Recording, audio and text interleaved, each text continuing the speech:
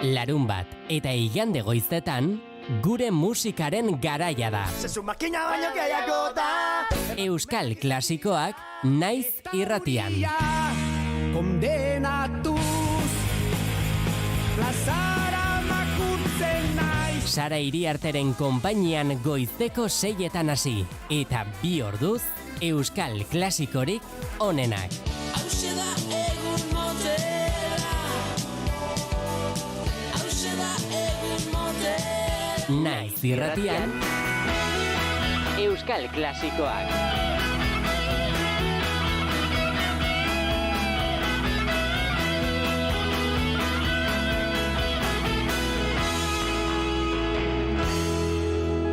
Euskal klasikoak.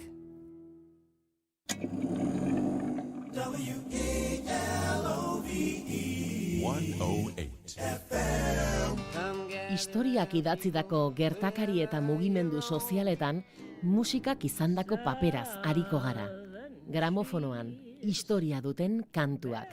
Larunbatetan, arratsaldeko 3:00, naiz irratian.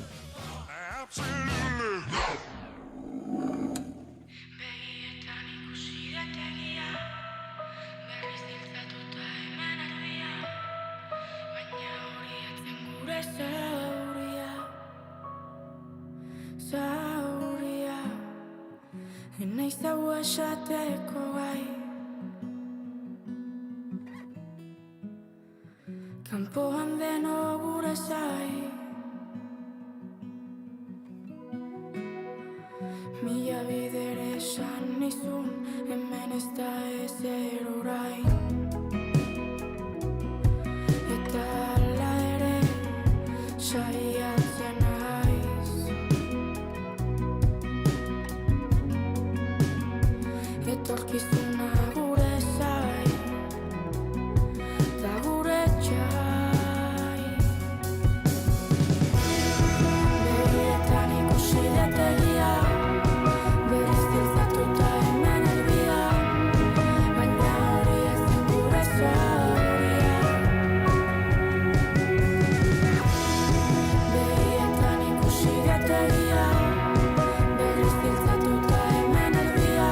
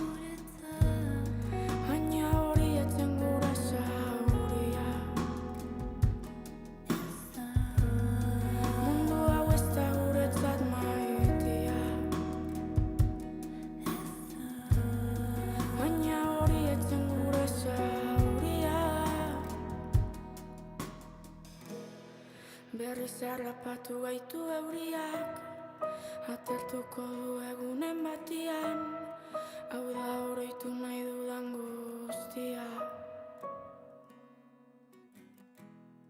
Berriz harrapatu gaitu euriak, atertuko du egunen batian, hau da oroitu nahi dudan guztia.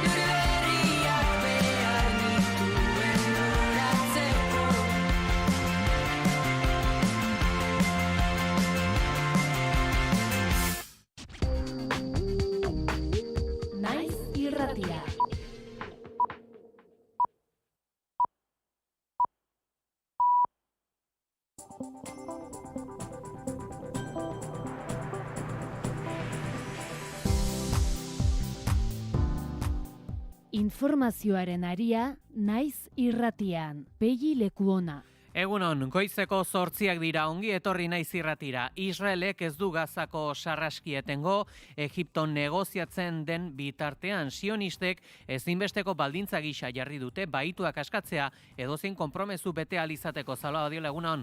Egunon, Peie, egunon entzuleok. Hamasek baitu guztiak askatzeko prestutasuna adirazi zuenean Donald Trumpek Israeli gomendatu zion bombardaketak eteteko, baina ez hala izan. Larun batean 70 lagun hil zituzten, atzo 19 lagun.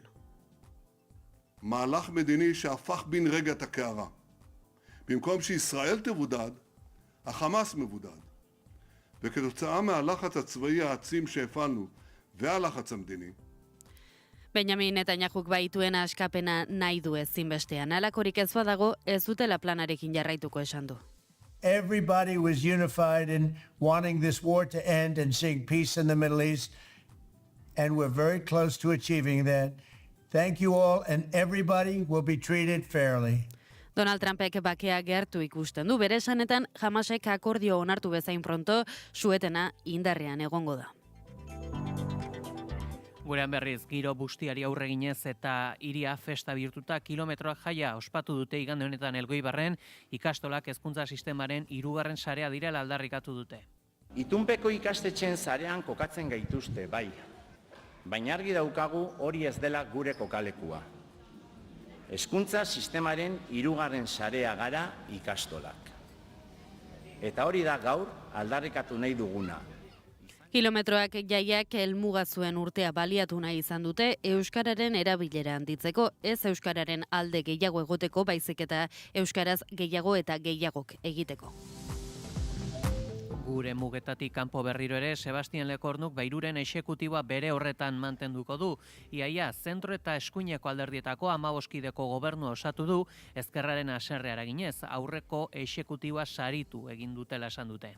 Sur la proposition du Premier ministre, chargé de la planification écologique. Berritasun nabarmenetako bat Bruno Lemer da, ekonomia ministro izandako exekutiboan da bueltan indar armatuen ministro izateko Lekornu bera ordezkatuz. Eta Andrej Babis izenare geroz eta gehiago entzungo dugu. Trumpzale honek irabazi ditu hauteskundeak Txekian eta herrialderen norabide politiko aldatu nahi du. Hautaketak kezka eragin du propioki Europar Batasunean eta gutxiengoan gobernatu nahi du bi alderdiren kanpo basarekin, bat Errusiaren aldekoa eta bestea euroeszeptikoa. We are clearly pro-European and pro-NATO, of course. Kirol kontuetan aldiz, Realak beste kolpe bat jaso du, Mallorca eta Bartzelonaren aurka galdu ostean, txuri urdinek, orain, Raioren aurka, utxeta bat galdu dute anoetan. Partidu hasieran zuten itxaropena zaritu da Zubeldia. Erantze genauken, geldialdi honta garepen batekin jutie. Egiz esan, joko aldetik ez geha bat ere finibili. Nik uste behesek ez dituela aukera garbik euki, baina sartu den gola ez da lehenengo aldize pasatze zauna kontra baten harrapatzie, eta, Alabesek berriz 3-1 menderatu du Eltx igande honetan. Alabesek hasieratik erakutsi du 3 puntuak behar zituela, 5 minutu zorotan bideratuta utzi du garaipena Carlos Vicente, Toni Martínez eta Lucas Boye izan dira golegileak. Son 3 puntazos, además en casa, que lo hemos hablado muchas veces, que aquí no se nos pueden escapar puntos. Un placer con la gente, ¿no? Haberles dado la victoria, contento también por ayudar al equipo con un gol y bueno, creo que en este partido se ha demostrado todas las cosas que hacemos bien, lo equilibrada que está la plantilla y las ganas que tenemos de hacerlo bien. Eta txirrindularitza ere aipagai, Deora Silvestreik irabazi du igande honetako Ibarriria saria, baina Ane Santesteban izan da protagonista nagusia, aztegen lasterketa egin du Errenteriako txirrindulariak. Ezin dut hitz egin, egun oso polita izan da gaurkoa. Debabarrena taldean ibilita, hemen kilometro asko ditut, eta hemen bukatzea taldeko ekipoakin egun zoragarria izan da. Gurgutuna hori idazten egonean, hasi nintzen pixkan ere palmaresa behirat, esan hon ostra. Izugarria lortutakoa niretzat, egia da garaipen gutxi ditu dela, baina azkenian oain bizikleta behin utzita memorian dakatena ezagutu dituten pertsonak, tokiak eta memorian eta betirako eramango ditut bihotzian. Eguraldia eta trafikoa naiz irratian. Errepide dagokenez bada nabarmentzen den jazoerarik? Oiko autopilaketak ditugu Bilbo, Barakaldo, Leioa eta Galdakao inguruan Pegi. Eguraldiari dagokenez esango dugu egun argitzen ari dela oraindikan eta temperatura freskoak astelehen goiz honetan, 5 gradu besterik ez Gasteizen, 8 gradu Iruñean, Maulen bezala, 9 gradu Baionan, 7 gradu Donibane Garazin eta 11 gradu Donostiala Bilbon. Eguraldiaren ondik norako guztiak Iker Ibarluzeak. Asteari ekiteko eguraldi egonkor, eguzkitsu eta ederra nagusituko zaigu. Goizean behelainoa agertuko da barnealdeko bailara askotan eta hego-isuri aldean gainera trinko xamarra izango da. Hala ere eguzkiak goizean zehar xurgatuko du behelaino hau eta behin behelainoa xurgatu ostean zeruan urdina nagusituko da eta giro ederra izango dugu. Eta arratsalde partean goi-hodei finean bat salbu, zeruan urdinak nagusi izaten jarraituko du eta eguraldi bikaina nagusituko da arratsalde guztian zehar ere. Goiz partean, hego-ekialdeko haizea ibiliko da, arratsalde partean, Kantauriar isurialdean ipar-ekialdekoak muturra sartuko du. Temperatura minimoek behera ingo dute eta leku batzuetan goiza hotza izango da. Minimoak 5 eta 11 gradu bitartean errendituko dira. Maximoek aldiz gora ingo dute eta oso balore atseginak neurtuko dira, bereziki hego isurialdean. Kantauriar isurialdean 19 eta 22 gradu bitartean errendituko dira maximoak. Eta hego isurialdean 21 eta 25 gradu bitartean, temperatura freskoenak gaurkoan kostaldean eta bereziki Bizkaian neurtuko dira, altuenak aldiz, Erriberan. Jarraizpurua teknikan, urriak 6 da, astelena. Informazioaren aria.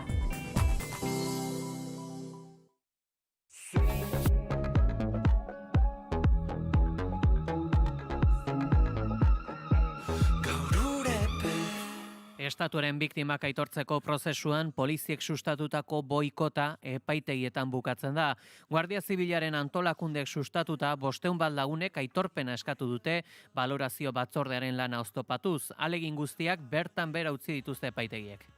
Gasteizko legebiltzarrean aurkeztu berri den estatuaren biktimak aitortzeko txostenak besteak beste aitorpen lanak jaso duen sabotajearen berri eman du. Batzordeak baztertutako 500 bat eskaeraren aurkako sententziak eman dituzte epaitegiek.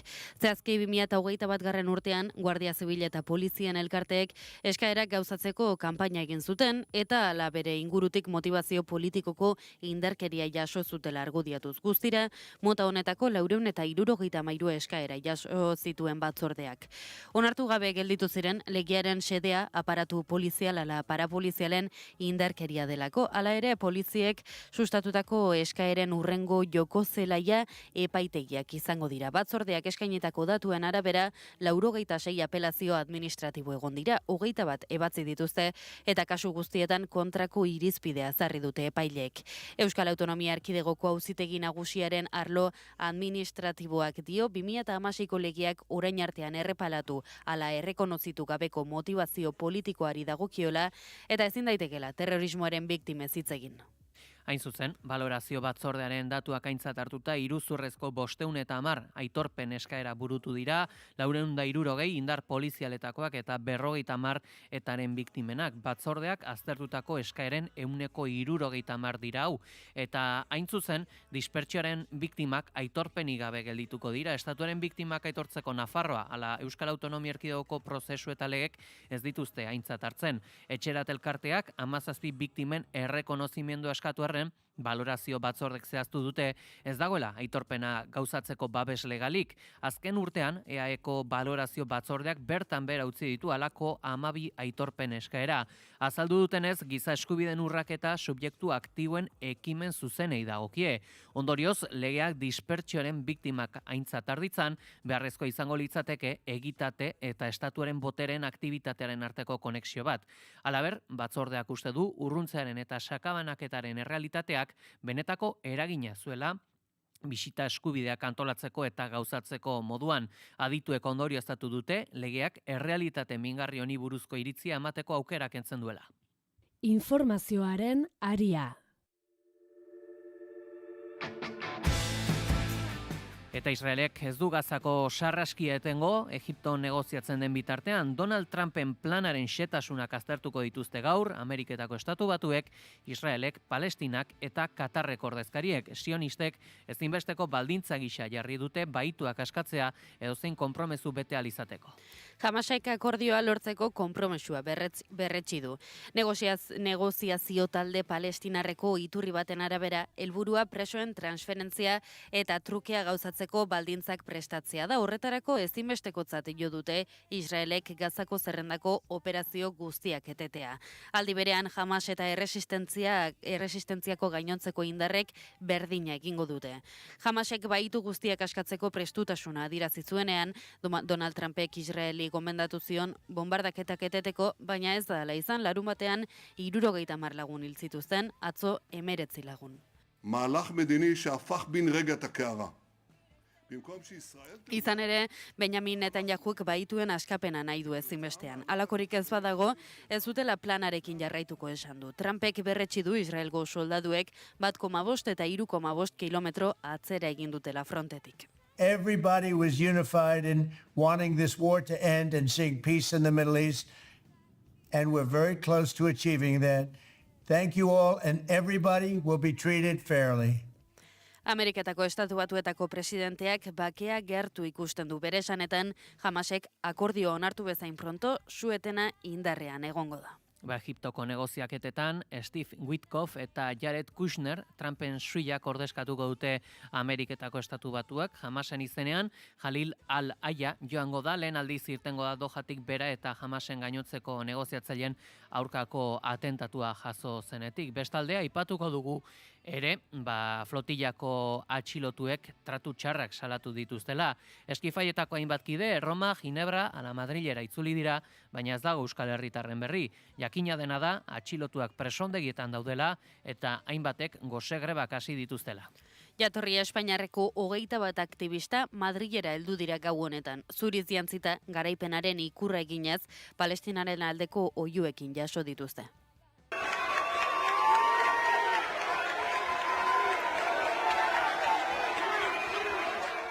Etorri berri den taldean daude Ada Colau, Bartzelonako alkate ohia, ala Jordi Coronas, RC-ko Bartzelonako zinegotzia. Israelek azaldu du herrialdean ilegalki sartu zirela onartu dutenak deportatu dituztela. Eta horretarako dokumentu bat sinatzera derrigortu dituzte. Kapeko Pilar Castillejok uko egin dio dokumentua sinatzeari, ketzioteko presondegitik presio egiten jarraituko dutela jakinarazi du. Global Sumut flotillako talde juridikoak iragarri du atxilotuen aurkako gehiegikeria larriak egon direla.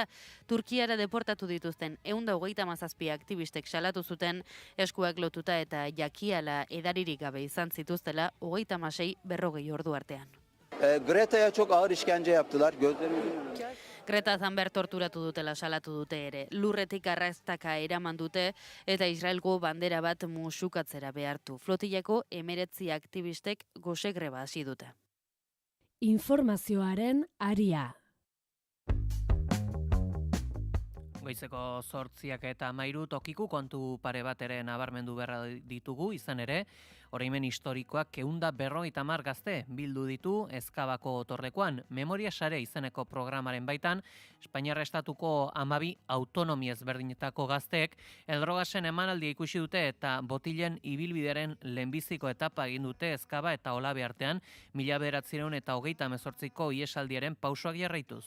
Lo hacemos desde este lugar emblemático, desde el fuerte Ezkaba, un fuerte que ha sido declarado por el Gobierno de España en lugar de memoria y también por el Gobierno de Navarra, un fuerte en el que se produjo no solo la detención de miles de personas de todo el Estado español durante el golpe militar y la represión franquista posterior, sino también la mayor fuga de presos que se produjo en Europa.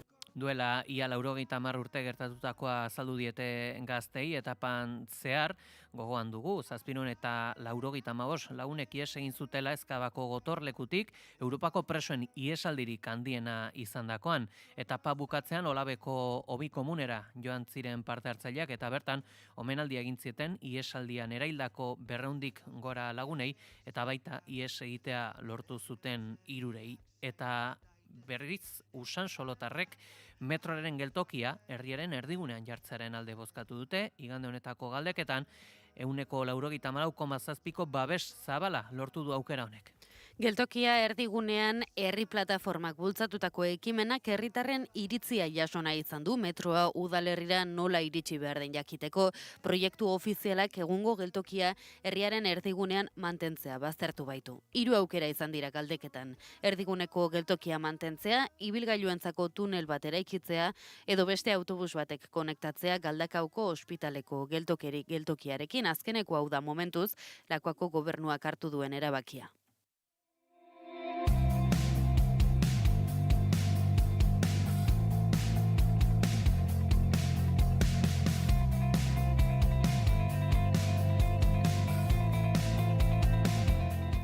Goizeko 8:04 nazioarteko hainbat kontu ere aipatu behar ditugu goiz honetan. Sebastien Lekornuk Bairuren exekutiboa bere horretan mantenduko du, zentro eta eskuineko alderdietako 15 kideko gobernu osatu du, ezkerraren haserre eraginez, aurreko exekutiboa saritu egin dutela salatu dute.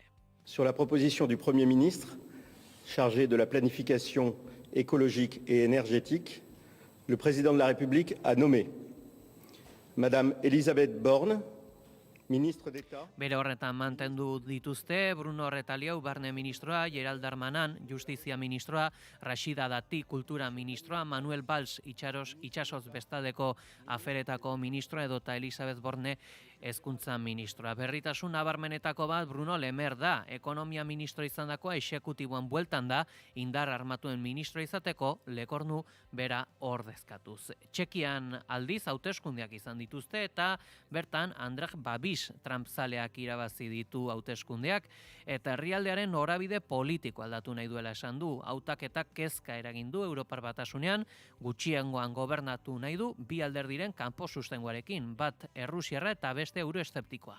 We are clearly pro-European and pro-NATO, of course.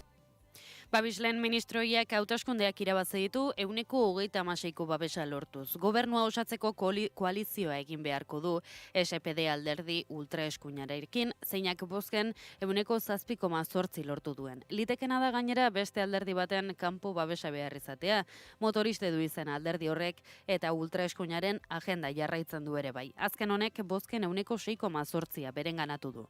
Gobernua bere gain hartuz gero badirudi Txekiak aldatu egingo duela, bere atzerria eta defentsa politikaren norabidea eta jarrera kritikoagoak izango dituela Ukrainarekin, Eslovakiarekin eta Hungariarekin lerrokatuz. Eta Japongo historian lehen aldiz emakume bat lehen ministro kargua hartzear da. Sanae Takaichi da, alderdi liberal demokratikoko figura ultrakontserbadore eta beret veteranoa, eta hain zuzen alderdiaren buru izendatu berri dute. Uneotan agintean dago alderdia eta honen bestez lehen ministro izendatzea urriaren 15ean berretx liteke parlamentuan izapide legegilea bete ostean. Margaret Thatcher da bere referentziazko politikaria. 馬車馬のように働いていただきます。私自身もワークライフバランスという言葉を捨てます。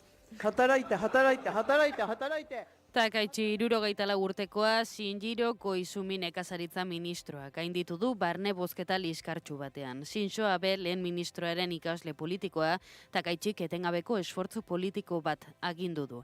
Etorkizuneko agintariak bere gain hartuko du alderdia indartzeko erronka, hainbat hauteskundetako porroten eta Shigeru Ishiba bere aurrekoak kargua utzi izanaren ondorioz. Takaichik konfiantza publikoa berreskuratu behar du, boto emaile gazteenekin konektatu eta beste alderdi batzuekin negoziatu legeak eta aurrekontuak onartzeko ofizialismoak indarra galdu duen parlamentuan. Ekonomiari dagokionez, zerga politika aktiboa eta diru pizgarriak mantentzea espero da Aberen legatuaren ildotik. Bere ikuspegiaren arabera, interes tasa basuei eutsi beharko zaie eta horrek erakina izan dezake finantza merkatuan.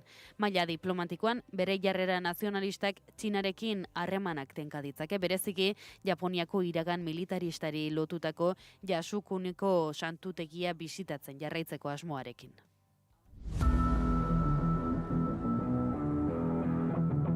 Kirol aria, naiz irratian.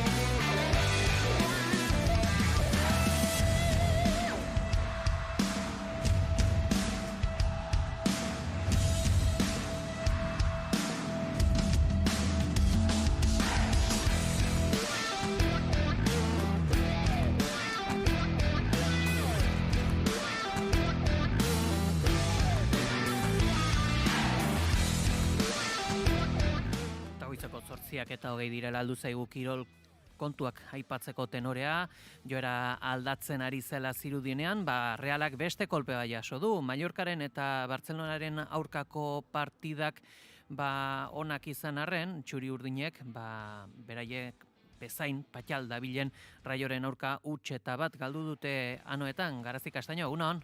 Egunon, Pegi, egunon entzule, sentsazio txarrak anoetan partidu hasieran zuten itxaropenez, aritu da zueldia. Erantzi geneuken, geldialdi honetan garaipen batekin jutie. Egiz esan, joko aldetik ez geha bat ere finibili. Nik uste behasek ez dituela aukera garbik euki, baina, sartu den gola ez da lehenengo aldize pasatze zauna kontra baten harrapatzie, eta, paroi honetan bingozik azteun, golosek ebitatzie baleke dula. Aldaketak gutxi egin ditu Sergio Franciscok Realeko entrenatzaileak. Mallorcari irabazi ezion 11koa zelairatu du aldaketa bakarrarekin. Ede sartu du Takekuboren postuan. Nahi bai, baina arriskatu gutxi sortu dute txekoek erasoan. Raiok beste hainbeste. Minutuek aurrera ginala, geroz eta urduriago jarri dira jokalari txuri urdinak, baita zaleak ere, eta kontra eraso batean iritsia dan batekoa. Ratiuk egin du jokaldia egaletik, eta erdirak eta bakarretik arrematatu du Patxaspinok penalti puntuan. Remirok ikutu du barrura 83. minutuan. Eta aipatuko dugu Alavesek 3-1 menderatu duela Elx, Mendizorrotzan jokatu den ligako 8. jardunaldiko partidan. Etxeko taldeak aurrea hartzea lortu du Carlos Vicenteren eta Toni Martinezen golei esker. Alavesek hasieratik erakutsi du 3 puntuak behar zituela egur horretan, eta 5 minututan zorotan bideratu du eta utzi du garaipena. Carlos Vicente, Toni Martinez eta Lucas Boye izan dira golegileak. Son 3 puntazos, además en casa, que lo hemos hablado muchas veces, que aquí no se nos pueden escapar puntos. Un placer con la gente, ¿no? Haberles dado la victoria, contento también por ayudar al equipo con un gol y creo que en este partido se ha demostrado todas las cosas que hacemos bien, lo equilibrada que está la plantilla y las ganas que tenemos de hacerlo bien, de seguir mejorando y de demostrar que somos buenos. Neurketa lehiatuta jokatu dute bitaldek, ritmo askokoa, baloia alik eta azkarren berreskuratzen saiatu dira bata zein bestea. Dena den, Alaves erosoago jartun da partida osoan zehar. Eta Debora Silvestrik irabazi du igande honetan, Eibarko Iria saria, Laboral Kutxa saria txirrindularitzan, hala ere Ane Santesteban izan da eguneko protagonista nagusia azken lasterketa egin baitu Errenteriako txirrindulariak. Pasaden astean jakinarazi zuen igandeko lasterketaren ondoren utziko zuela eta omenaldi beroa eta ziraragarria jaso du. Bai irteran, baita helmugan ere bere taldekidengatik, bere familia eta lagunen partetik, txirrindulari tropel osoaren partetik eta noski zelengatik. Ezin dut hitz egin, egun oso polita izan da gaurkoa. Debabarrena taldean ibilita, hemen kilometro asko ditut, eta hemen bukatzea taldeko ekipoakin egun zoragarria izan da. Gurgutuna hori idazten egonean, hasi nintzen. Peio Goikoetxea, Laboral Kutxa Euskadi taldeko zuzendariak emozio handiko eguna izan dela aitortu du. Txirrinduleitzan ere, Tadej Pogačar esloveniarrak urrezko domina irabazi du, Drom eta Ardetx eskualdean jokatu den Europako errepide txapelketan. Helmugara iristeko 75 kilometro falta zirenean hasi du iesaldia Pogačarrek. Benepolek bere gurpila jarraitu izan du San Roman de Lepresko mendatean kilometro batez, baina Belgikarrak Pogačarrek ezarritako erritmoa ezin izan du jarraitu. 4 ordu 59 minutu eta 29 segunduko denborarekin amaitu du lasterketa bataz beste 40 kilometro orduko abiaduran eta 30 segunduko aldea atera dio Benepoli eta 3 minutu eta 41 segundukoa 6-6. Eta aipatu beharra dugu baita ere saskibaloia. Estreinaldi kaskarra Paolo Galbiati Baskoniako entrenatzailearentzat 107-88ko markagailuarekin galdu zuen talde euskaldunak Zaragozan, taldearen joera malkartsua indartuz. Ez du ez, aste hona izan entrenatzaile italiarrak Zaragozaren aurka erruz galdu baitu Baskoniak. 107-88ko markagailuarekin atzean hainbat akats daude hain zuzen ere galera hori arrazoitzeko alde batetik. Hirukoetan etengabeko huts egiteak, 17 hirukoetatik 0 eskuratu bait zituzten eta gerekoak diren defentsa ezintasunak. 3 partidetan 3 aldiz galdu du Baskoniak, guztietan gainera 100 puntutik gora jasota kontrako taldearen markagailuan. Ez du hasiera ona izan taldeak, Olimpiakosen kontra neurrira jokatu zuen arren, Ebelen aurka okertzen joan zen taldea eta okerrera egin zuen zalantzarik gabe Zaragozaren aurka. Eta pilota kontuak ere aipagai, Iker Larrazabalek osatuko du 4:30 txapelketaren final laurdenetako ligaxka, Eibarreko astelena pilotalekuan Iraitz Zubizarreta kanporatu ostean. Honela, Joseba Ezkurdia izango du aurkari ondorengo fasean. Ez du txiki egin lehenengo partidan. Bere sarrerarik onena izan etzen Eibarreko astelena pilotalekuan, aurrelari arabarrak alde batetik bestera mugitu du Iraitz Zubizarreta. Ataungo aurrelariak badakiz zer den lehen mailako kaiola jokatzea, baina aurten Larrazabal bezalako aurkari baten aurka gutxi egin ahal izan du Baiko enpresako gipuzkoarrak. Amets bat da. Partidu gorra izan da, baina bueno, merezita ez, nik uste ondo jokatu duela. Igual tanto batzutan fallo tonto batzu, baina bueno, posik jabaztegatik. Guzi hauekin edizen gara, eskerrik asko Garazi. Mila esker. Norbera kolpatu, behin eta berriz, dismorfian kabi hartzen. Baietza emazu, naiz eta ezin, inorratxeka betu etzedin.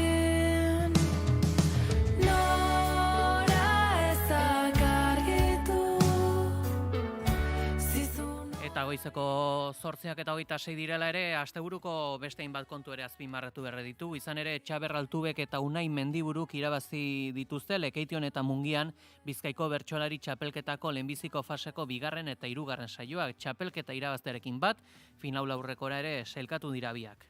Joan den larun bat honetan eginda Lekeitioko ikusgarri zineman saioa. Beñat Bilbao, Iker Uriarte, Iruri Altzerreka, Jone Larrinaga eta Lourdes Ondaro aritu dira bertxotan irabazlearekin batera. Lan puntuagarri guztiak egin ostean, Txaber Altubek izan du puntu gehien batu dituena. 400 eta 400 puntu. Beraz, Abadinoko final aurrekora zuzenean sailkatu da, azaroaren 2an jokatuko dena. Gainontzeko bertsolariek puntuazioaren arabera izango dute urrengo fasean kantatzeko aukera. Igandean berriz, Mungiako Olalde aretoan Ander Urzelai, Imanol Uria, Josune Aramendi, Maite Sarasola, Peru Bidal eta Unai Mendiburu aritu dira. 400 eta 364 puntu lortuta Abadinoko final aurrekora sailkatu da Mendiburu. Eta Nafarroko bertsolari txapelketa ere hasi da, Eneko Lazkozek irabazi du lehenbiziko saioa Uritzen 357,5 punturekin. Urrengo larun batean jarraituko du txapelketan Mutiloan jokatuko den saioarekin.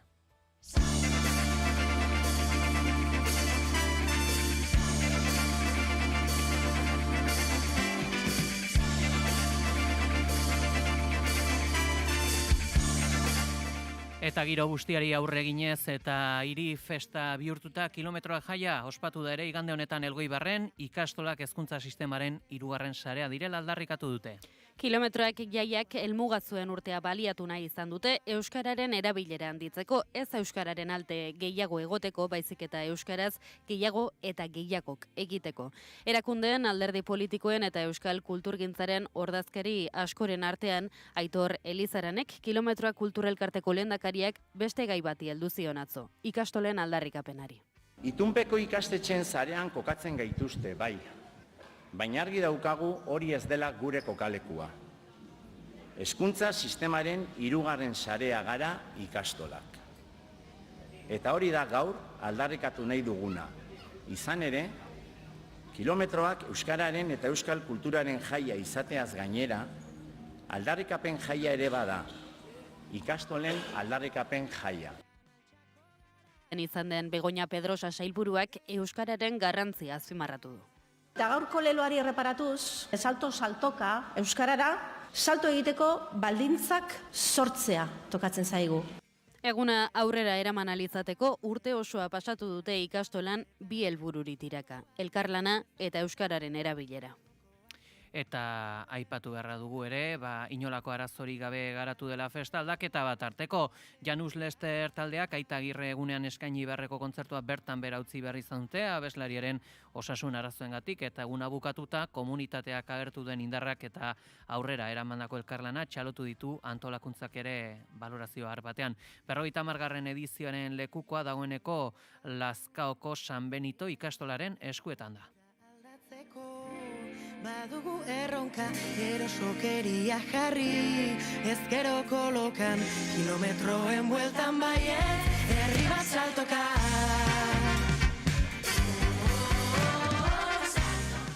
eguraldia eta trafikoa naiz irratian. Beno, Zaloa, errepidei daukionez, nabarmentzeko jazoerarik? Egunero bezala Pegi ohiko autopilaketak ditugu Bilbo, Barakaldo, Leioa eta Galdakao inguruan.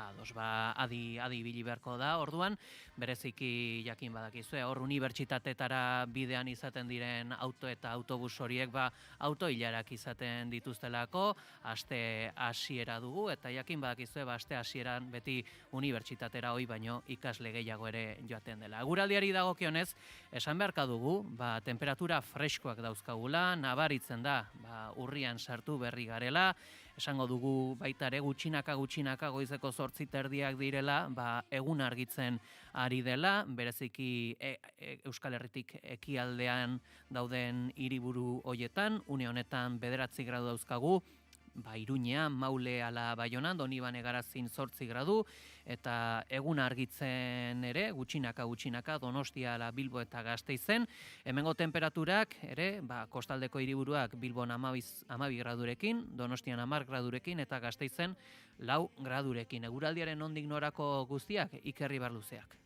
Asteari ekiteko eguraldi egonkor, eguzkitsu eta ederra nagusituko zaigu. Goizean behelainoa agertuko da barnealdeko bailara askotan eta hego-isuri aldean gainera trinko xamarra izango da. Hala ere eguzkiak goizean zehar xurgatuko du behelaino hau eta behin behelainoa xurgatu ostean zeruan urdina nagusituko da eta giro ederra izango dugu.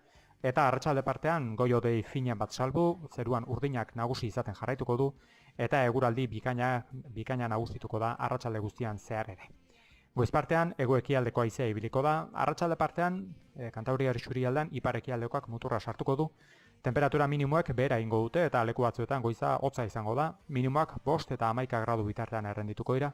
Maximoek aldiz gora ingo dute eta oso balore atseginak neurtuko dira, bereziki hego isurialdean, Kantauriar isurialdean 19 eta 22 gradu bitartean errendituko dira maximoak, eta hego isurialdean 21 eta 25 gradu bitartean, temperatura freskoenak gaurkoan kostaldean eta bereziki Bizkaian neurtuko dira, altuenak aldiz, Erriberan. Beldurra eta gogoa, egaldi berean, aldaketa errazagoa, ez alda taldean, albokoak ematen duen, sokaren gainean, egin dezagun salto, goazen airean.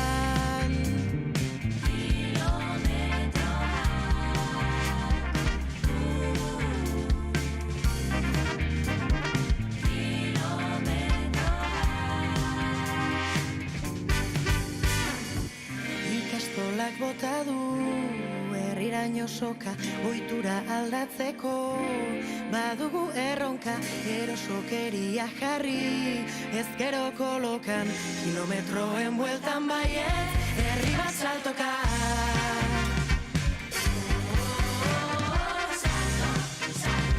Esatetik hitzetara, jauzean altxako gara, egiteko garaia da, elkarrekin euskarara, esatetik hitzetara, jauzean altxako gara, egiteko garaia da,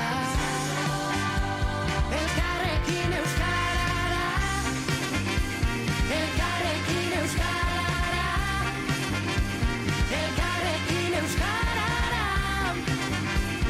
elkarrekin euskarara.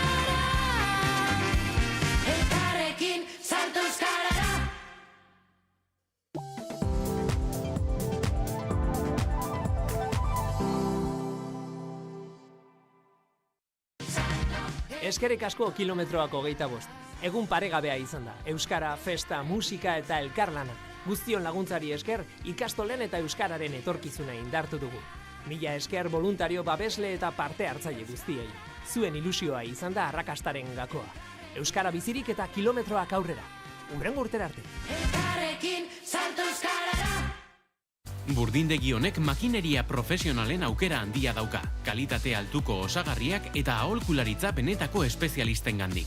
Alkain Hondarribia eta Alkain Astigarraga. Erantzunik profesionalena hauetan ere bai. Iturdindegia, laneko arropa, pintura, eraikuntza materialak. Bai, Alkainen!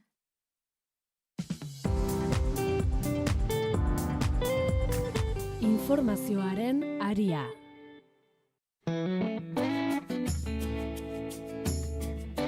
Goizeko 9:25 gutxi, 5 minutu analisi maila hastadin, baino tartetxo hau kantuz beteko dugu.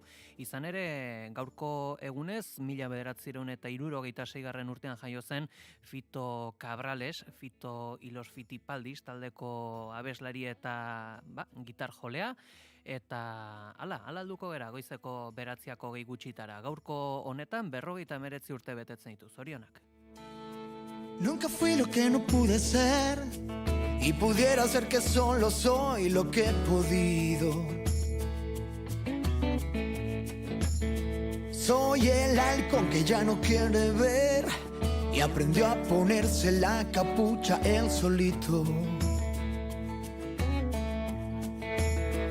Alguien mueve el cascabel, pero esconde el veneno y los colmillos.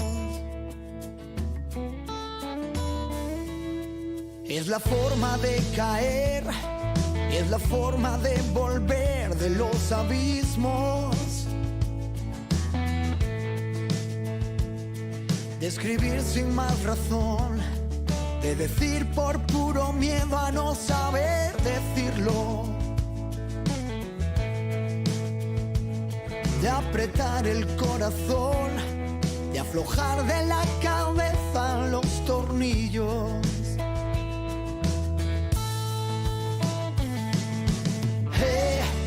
Vosotros que me veis, decidme quién soy yo.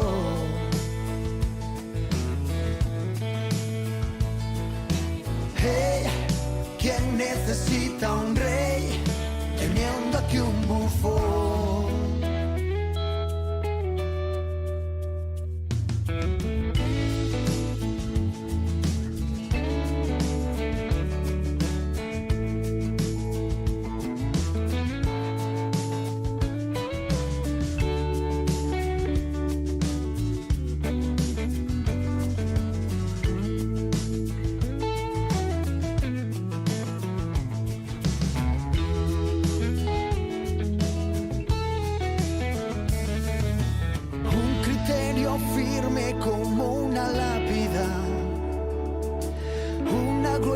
Capa de cemento. Todo se borró al pasar la página. Hubo una explosión por cada intento. Oh, oh, oh. La razón la encuentran los culpables. La verdad se queda en el camino. Ya no queda un corazón donde refugiarnos de nosotros mismos, de nosotros mismos. Hey, vosotros que me veis, decidme quién soy yo.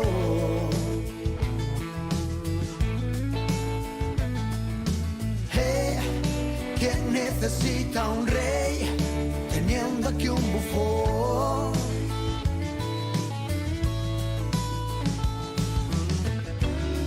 Cada vez que me miréis, si me encontráis solo una vez por cada vez, de cada vez que digo que es tan fácil perder la vista como la mirada, si nadie nunca recordará, si todo hubiera sido nada, y aunque es todo lo que crees, nunca es solo lo que ves, y vas naciendo cada vez.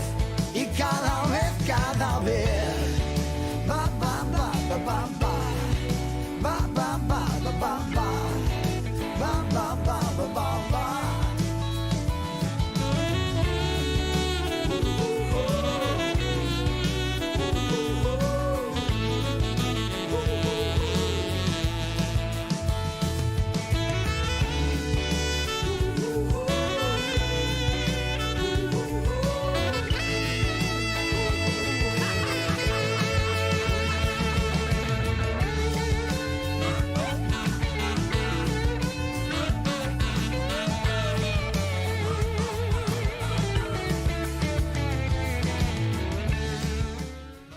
Goizeko 9:00 gutxi heldu zaigu analisi mailaren tenorea eta goiz honetan gurekin daude Ekine Atorra Sagasti eta Garbine Birrun. Egunon.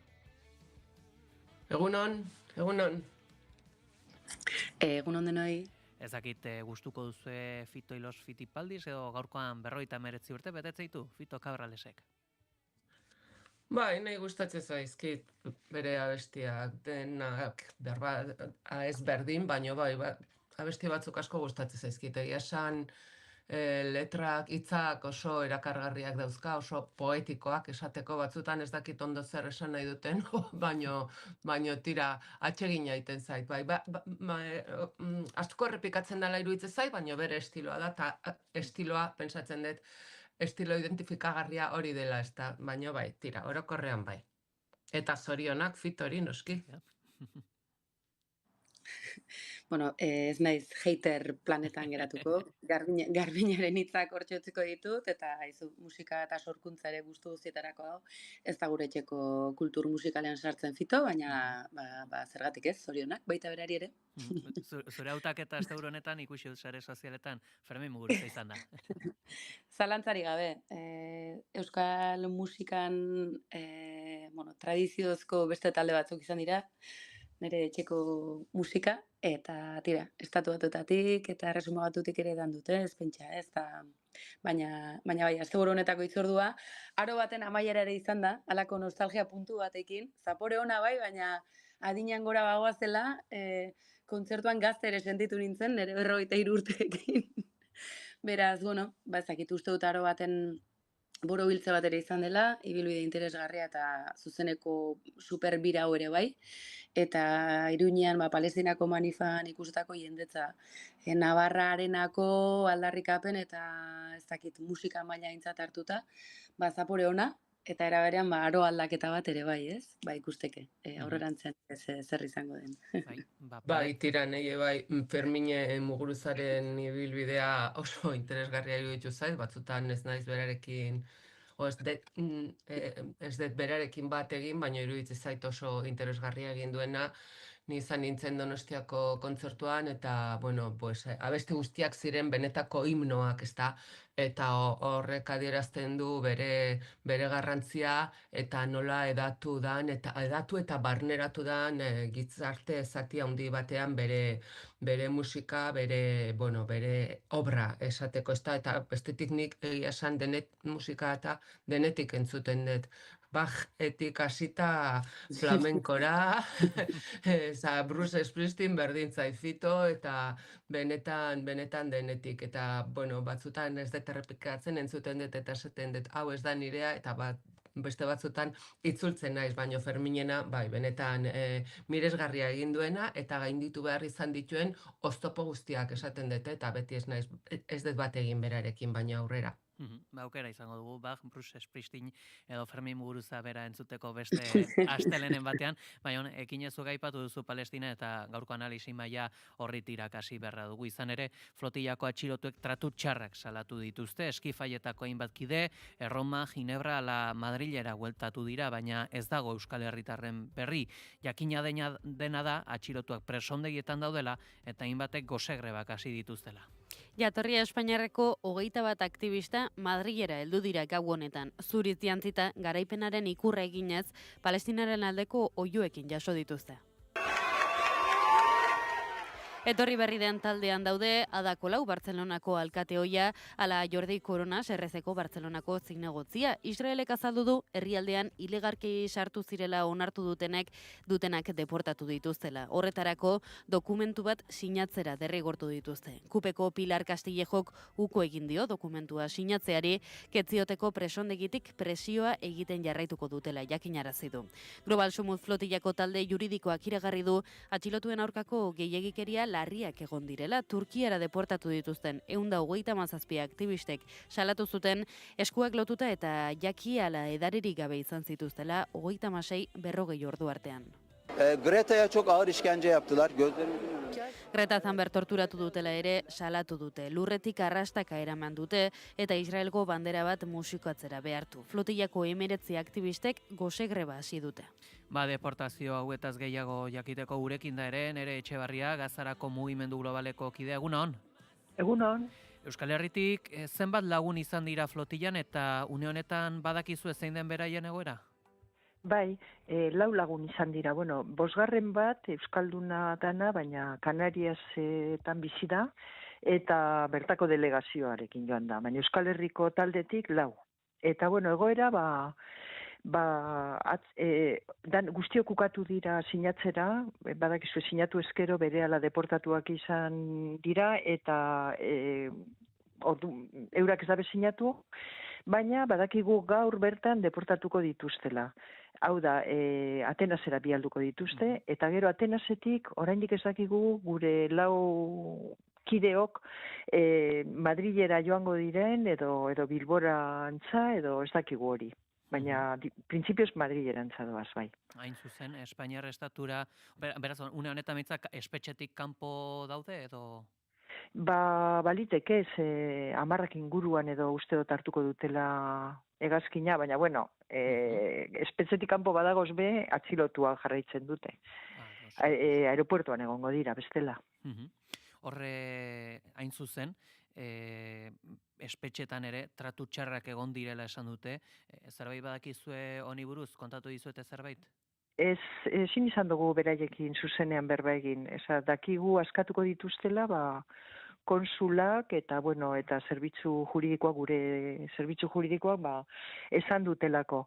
Baina, bai, ziurazki, egon dira. Baina bakarri pentsatu behar dugu gureak, hau da, mundu guztia horren gain dagoenean, arreta hor duenean, tratu txarra jaso badute, jakinda kontatuko dutela, lekukoak izango direla, zer ezote diran egongo jasaten palestindarra kartzela horietan eta atxilotzen dituztenean. Hori da kontutan euki behar duguna.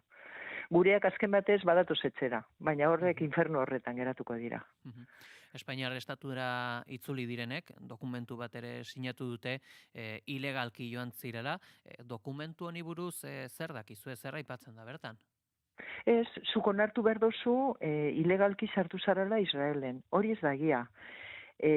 Argi dago, ur internazionalak direlakoetan harrapatu dituztela eta derrigorrez eraman dituztela Palestinara. Ze ez dugu ahaztu behar lurralde hori Palestina dela. Eta hori sinatu dute, horrek ziurtatzen zaituna da, berehala ekarriko zaituztela bakoitza bere herrira, ez? Lurraldera, bere lurraldera. Eta besteok, ez dute onartu, ze ez dute, argi dago ganera ez dutela ezer ilegalik egin, eta bueno, arriskua zan, epaiketa labur batetik pasatzen dira, edo epailen aurretik, eta arriskua zan, luzerako bertan geratzea. Alan dabe ez dugu kritikatzen sinatu dutenak, bakoitza bere goera dauko, eta bueno, nahiko egin dute guztiok. Bai, hor noski hor ere, baitare sinatu hor barne eztabaida horretan, bueno, baieztatu dute ere KUP alderdiko atxilotuak ez dutela dokumentua sinatu, eta ondorioz, ketzioteko espetxean jarraitu beharko dutela. Aldarrikapenerako beste ekintza bat izan daiteke espetxean jarraitzea? Momentuz, bai, zan presioa sortaraztea, ez? Eta jarraitzea fokoa gazan, ez? Baina, guztiok askatuko dituzte, dirudi. Osea, ez bakarrik euskaldunak, geratzen ziren guztiok. Etorriko, bai. Bai, hain zuzen, hori azken orduko albiste ere bada, Bai. Alvarez Espainiar ministroak ere baieztatu berri duela, 28 lagun, hor Espainiar jatorria edo Espainiar nortasuna gira dutenak, bueltan datozela, eta ez dakit, gaur ere aipatu nahi dugu, gaurko albistetako bat flotilla zarago ere bada Egipto negoziatzen hasiko direla, eta jakine dugu, zer espero duzuen Gazarako mugimendu globaletik negoziaketa hauetan eta Trumpen planaz? Guk guztiz kontra gaude, hau da neokolonialismo hutsa, sartu dira lurralde baten indarkeriaz, inposatuko diete zelan bizi, nok aginduko dauen, bitartean pastela banatuko dute, beste hainbat estatuen artean, errepresioa jarraituko du, guk ez dugu ezer espero, baina, bueno, palestinarrak aurrera jarraituko dute, naiz eta orain egoera honetan egon, demostratu dabe, azken 100 urteotan, euren lurraldeagaitik eta euren nortasunagaitik borrokatzeko gai dirala eta ez dutela etxiko. Izan daiteke hau akaso sikiera gaur egun bertan Gazako zerrendan duten oldarkeria militarrari galga edo eten bat jartzeko? Baliteke, eske hau jasan ezina da. Eskamaituko dabe, herri guztiarekin. Eta bueno, baina inposaketa bat da, humilazio bat da, nik uste dut, irakurri duenak Trumpek proposatutakoa eta nor da Trump, nor da Netanyahu. Netanyahu epaitua egon beharko litzateke momentu honetan. Trump, bai, genozidio honen parte hartze zuzena delako. Eta beraiek erabakiko dute zelan geratuko da egoera. Hori da, guztiok argi eduki behar duguna.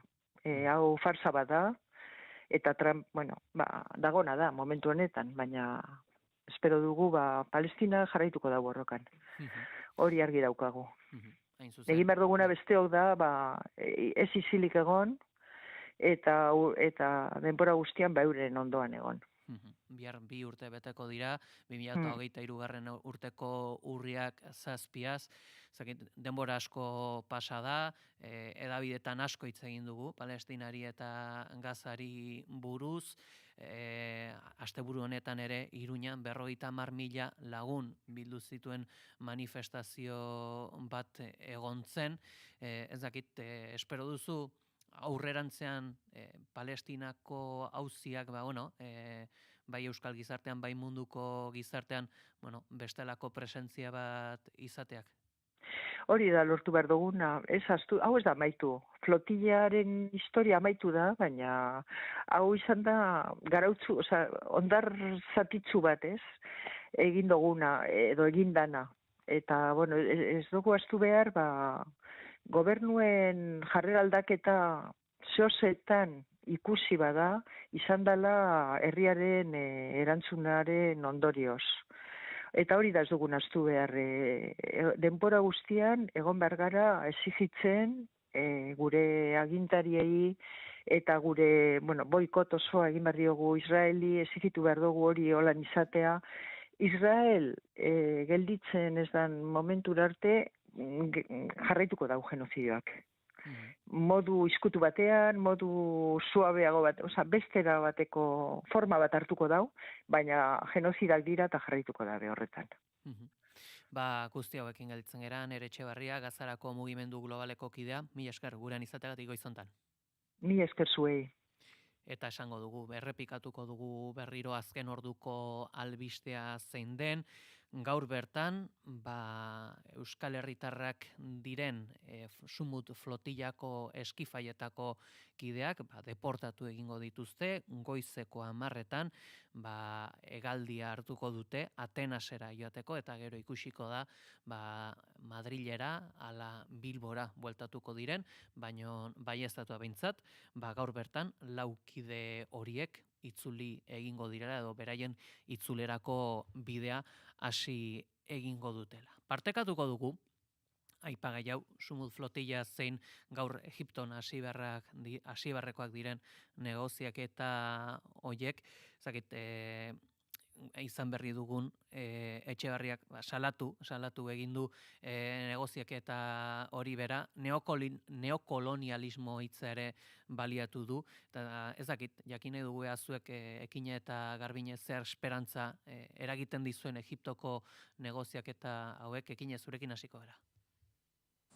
Uste dute azken batean joko politiko sakona daukala guzti honek, eta pentsatzen dut eszenatoki berri bat edo betzat une berri bat provokatu nahi izan dela.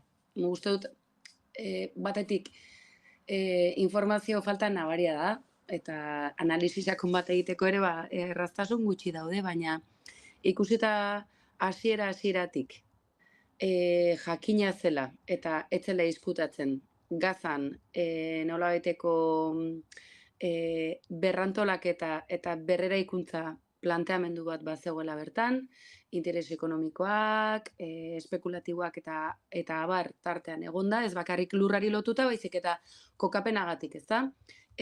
Azkenean mundu mailako ekonomia horretan dagoen gerra hotz horretan, pausu garrantzitsua zela, besteak beste estatu batuentzako. Orduan, bide hori aintzat hartuta genozidio epel edo ezkutuko hori dagoeneko hamarkadatan zehar gauzatzen ari dela erregimen sionista baten eskutik, nolabait badirudi orain pieza guztiak enkajatu behar dutela eta enkaje horretan orain eseri beharra dagoela negoziatzeko. Aukera gutxi dituzte itxura guztien arabera palestinarrek, besteak beste, Palestinak bere autonomia edo bere autogobernuak ere etengabe galdu dituelako, ezta? Beraz, orain interlokuzio bat gauzatu arazi nahi da, eta baldintza batzuk mahai gainean. Baituen berreskurapena, presoen askatzea, ustut hor oinarrezko eskakizu batzuk egon badaudela, gauza da zein den kontestua. Alegia, honen ondotik zer da etorriko dena. Alegia, israeldarrek ez dituzte eten erasoak, hilakoak egunero ikusten segitzen dugu, 20.000 urtik gora eraila honezkero. Beste horren beste, oraindik ere jakin gabe daudenak, amputazioak bestea. Uste dut, ohitutzen ari garela gainera, basakeri ikaragarri batera, eta halako negoziaketa mahai bat, askorentzako desesperazioan baitxaropen bat izango da, eta zalantzari gabe, ni neu Gazan nere burua ikusita, izango nuke itxaropena gutxienez, eteteko bizi duten sufrikario jasan ezin hori, ezta. Orain, negoziazio maila horretatik zer aterako den, Trump oso negozio gizon ona dela diote. Beraz, hau antolatu badu, oso garbi du honen ondotik zer datorren. Hurrengo pausua zein den, nik hori ez dut nahikoa daturik horrei begira jartzeko eraz. Orain momentu honetan dagoen negoziak eta mai horrek gutxienik eten egin barko lituzke honbaketak. Eta momentuz hori ez da gertatzen ari. Garbine? Bai, baina hain zuzen ere hori da uste dut, ezta, Trump eta Netanyahu adostutako eta batez ere Trumpen plan horretan esaten dena, ezta, lehen bailen suetena eta bombardaketak gelditu. Nik ez dakit nola bukatuko dan, egia esan gauzak oso komplikatuak daude, eta ez dut uste negoziaketa horiek berdintasunez egingo direnek, baina egia esan orain bi aste o aste eta erdi espero genuena, baino hobeto dago panorama edo itxaropen handiagoa dago nazioartean behintzat. Eta naiz eta Israelek oraindikan ekinek esan duen moduan jarraitzen duen bere erasoekin, ezta? Baina nik uste dut Trumpek ere Trump estututzen ari da Netanyahu eta zergatik, hortan datza nire itxaropen bakarra Trumpen izaeragatik, ezta? Nik uste dut Trumpek historiara pasa nahi duela bakegile, hau da, buruzagi bategile bezala, eta aurreko astean bere plana aztertu eta gero, azaldu eta gero, hainbat herrialderen babesa jaso zuen, eta ez edo zeinena, baizik adibidez Britainia Handiak, Frantziak berak, eman zion bere babesa, Espainiak ere bai, nolabait ez da babestu du, edo onartu du plan hori, eta nik uste dut Trumpek hortik jarraitu nahi duela, eta horregatik itxuraz behintzat esan dudan moduan leno, estututzen ari da Netanyahu, eta Trumpek hau seitun bukatu nahi du, seitun eman nahi dio irtenbidea gatazka esaten nahi dudanean ez dut horrekatu nahi, gatazka honi, eta nik uste dut hortikan etorriko dela behintzat niretzat, hortikan dator nik ikusten dudan itxaropena. Eta bestetik Israelek orain arte egin du nahi izan duen guztia, begira, lehengoan flotilla orain aipatu dugu, eta flotillarekin zer gertatu dan, ez da egia da nazioarteko urak zirela, baina nazioarteko ur hoiek orain dela ez dakit 10 urte Israelek esklusio zonaldea deklaratu zituen eta inorrek ez dio kontra egin. Alderantziz, adibidez, Espainiak bidalitako gerrauntzi hori flotillari babesa emateko etzan sartu ur hoietan hain zuzen ere onartuz edo aitortuz benetan Israelen urak edo Israelen kontrolpean zeudela urroiek, ezta, hoi aitortuz. Beraz, orain arte, Israel, nolabait esateko irabazten ari da, de facto sikiera, ezta, egitatez, irabazten ari da. Ikusiko dugu Trumpek noraino aguantatzen duen edo usten duen egoera honi. Hor, uste dut, gainera puntu interesgarria dela, orain arte, bazirudielako Israeldarrak agintzen dutela Washingtonen edo etxe zurian, ezta? Eta hor, nik uste dut badagoela hortik ere, Trumpek nahi duela alako agintean makila eskuratu inorren baimenik gabe. Beraz, uste dut hemen jokoa asko zaratago dijoala aintzat hartu eta gainera estatu batuetan ere, barnean zenolako giro tensioa zenola ari den gora egiten, ez? Beraz, uste dut, panorama honetan ez dela kontua bakarrik Gazan zer gertatuko den, baizik eta hurrengo urratsetan Trumpek bere buruari zenolako boterea emango dion eta nork aitortuko dion botere hori ere aintzat hartuta eskuak odolez ikinduta dituela. Beraz, ez dakit ikusia duzuen erderaz diario de una criada seria, oso interesgarria da zoritxarrez zenbait kontu iragarriak badituelako, beraz.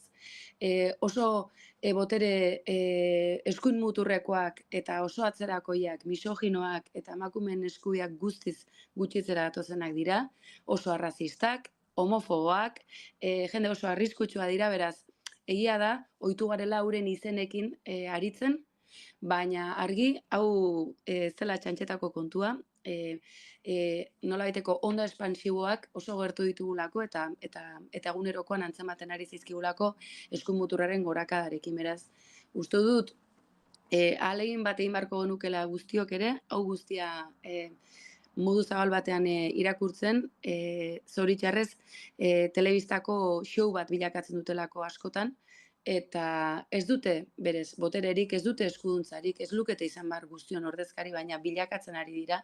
Eta zentzu horretan flotillari babesa emateko aukera gehiago bazuten estatuek, ez dute egin, uste dut hor partida bat ere jokatu dela, eta orain bertara joan diren aktivistek eurek gorputzetan segitzen dutela hori egiten, besteak beste gose horrebetan, tratu txarrak pairatuz, jakin bazekitelako hori gertazitekeela, sionistak dira, palestinarrak txikitu egiten dituzte, inolako eskrupulori gabe, beraz, aktivistei ere emana izan diete jaten, aldiz, nolabait lortu da, baimenik gabe sartu omen dira Israelen, baina sartu dira. Eta naiz eta Palestina izan eta sionistek esan Israel dela, lortu dute bertara sartzea, eta gatazka orain etxean bertan daukate, nazioarteko erakundeak egiten ausartu ez direna egin dutelako aktivistek bertaraino sartuz. Ezta, orduan, uste dutelako ekimenak babestu egin behar direla, ez da nola nahikoa egin dutena, eta tortura eta tratu txar kasuak entzun dira, hori da sionismoa, hori da halako estatuen erregimenak gizaki egiten diena pertsonei, baldin eta espaldin bazara beraien produktu, ezta? Beraz, iruditzen zait, orain negoziaketen showa eskainiko digutela, espero dut hildako kopurua geldiarazteko balio izatea, baina estatu terrorismotzat hartu beharreko kontuak dira hauek, genozidioa, legea uste, nazioarteko legea uste guztiak betetzen ari direnak, eta uste dut horretan motel xamal dabiltzala, baita gure ordezkariak ere, ez? Ez bakarrik Espainiar gobernua, Euskal gobernuak, Euskal instituzio guztiak eta enpresak noski baietz. Goizeko 9 eta 3 dira, azken ordukoak nabarmendu beharra ditugu, eta horien artean, gurean, nere Etxeberriak baieztatu duen Asumut flotillako 4 euskal herritarrak gaur bertan deportatuko dituzte, 10etan Atenasera helduko den hegaldia hartuko dute. Salva Badiola, egunon? Egunon Pegia eta egunon entzuleok, bai hori da entzungo dugu, nere Etxeberriak duela minutu gutxi naiz irratian hemen esan duena. Mugimendu Globaleko kidea, egunon? Egunon. Euskal Herritik zenbat lagun izan dira flotillan eta une honetan badakizu zein den beraien egoera? Bai, 4 lagun izan dira. Bueno, 5. bat Euskalduna dana, baina Kanariasetan bizi da eta bertako delegazioarekin joan da. Baina Euskal Herriko taldetik 4. eta bueno, egoera guztiok ukatu dira sinatzera, badakizu sinatu eskero berehala deportatuak izan dira, eta eurak ez dabe sinatu, baina badakigu gaur bertan deportatuko dituztela. Hau da, Atenasera bialduko dituzte, eta gero Atenasetik oraindik ez dakigu gure 4 kideok Madrilera joango diren, edo Bilbora antza, edo ez dakigu hori. Baina Gogoratuko dugu negoziazioak hasiko direla gaur astelenarekin, bien bitartean flotillan zibazen zenbait ekintzaile Israelgo gartzeletan daudela oraindik, batzuek gose greba hasi dutela, eta honekin Nazio Batuen Erakundeko 28 adituk eta kontalarik osatutako talde batek Trumpen plana aztertu ostean ohartarazi dutenez, edozein bake planek Palestinarren giza eskubideak babestu behar ditu, eta ez ditu zapalkuntza baldintzak gehiago sortu behar. Adirazi dute ongietorria ematen diela Gazarako gerrari amaiera emateko Ameriketako Estatu Batuek iragarritako bake planaren zati batzuei, baina nabarmendu dute horiek ez zirela nazioarteko zuzenbidearen baldintza orokorrak besterik, eta ez direla bake plan formal baten mende egon behar. Aldi berean nazioarteko zuzenbidearen oinarrizko arauekin batera ezina diren planaren funtsezko elementuez ohartarazi dute, baita nazioarteko justizia gortearen irizpenaz ere, zeinak 2024an exigitu baitzuen Israelek Palestinako lurralde okupatuen legezkanpoko presentzia amaitzea. Horregaitik etorkizuna palestinarrena izan behar dela nabarmendu dute, atzerriko interferentziarik gabe gaineratu dute garapen ekonomikoko planak atea irekitzen diola palestinarren baimenik gabe baliabideak legezkanpo usteatzeari. Gainera gogorazi dute, Ameriketako Estatu Batuak ez dela bitartekari zintzoa, baizik eta Israelekin lotura sakona duen alderdia. Aurreratu dugu, gaur hasiko direla negoziaketak, bien bitartean baina Israelek erasotzen jarraitzen du. Eta baitare, egunaren nondik norakoak aipatzeko gurekin da Itxaso Leon, egunon? Kaixo, egunon Pei eta egunon entzure guztiei ere. Nazioarteko informazioak bere biziko garrantzia izango du gaur, aipatu berri dugu, Egipton negoziaketak abiatuko direla astelen honetan Israel eta Hamasen artean, eta eraberean flotillako ekintzaileen kontaketak ere jarraituko ditugu. Eta beste aipagai esanguratsu bat, Gobernu Irekirako Aliantzaren 9. goibilera global hartuko du gaurtik aurrera, eta ostiralera bitarte Gasteizek 3.000 pertsona inguru bilduz demokraziaren eta gardentasunaren inguruan eztabaidatzeko. Hondamendien kudeak eta izango dute ardatz lehen jardunaldi honetan. Eta Gasteizko lorezainek beste bilera bat izango dute gaur enbiserrekin, ekonomia aipagaiekin jarraitzarren, Nafarroako elak prentxaurrekoa eskeniko du duela 10 urte UPN Nafar gobernutik atera zenetik egindako politiken eta aldaketen inguruan, gainera Nafarroan hau ere Bardenas Libres kanpaina aurkeztuko dute. Beste kontu bat, azaroaren 20ko urteurna aitzaki hartuta, Espainiar Estatu mailan atadoi bien atadoi izeneko kanpaina aurkeztuko dute hainbat elkarte antifaxistak, tartean Euskal Herritarrak ere izango direlarik. Kiroletan nabarmentzeko dugu kopako zozketa dugula gaurkoan, eguerdiko ordu batetik aurrera, Euskal Tandengan jarriko dugu arreta, hori bai atletik salbuetxita dago oraingoan, eta kulturan ere aurre ikuspen ugari. Esaterako Bilbon Arte Ederren Museoak 1970ko eraikin berritua irekiko du, gainera Euskadi Literatura Sarietan lehen 3 sarituen iragarpena egingo dute Bilboko Bidebarri eta Liburutegian, eta aurkezpenak ere baditugu. Batetik Atxine Mendizabalen Katona liburuarena, eta bestetik bat jaialdiarena. Guzti horiek izango ditugu aipagai gaur beste hainbaten artean. Oso ondo, guzti hauekin aditzen gara, eskerrik asko Itxaso. Bai, gero arte.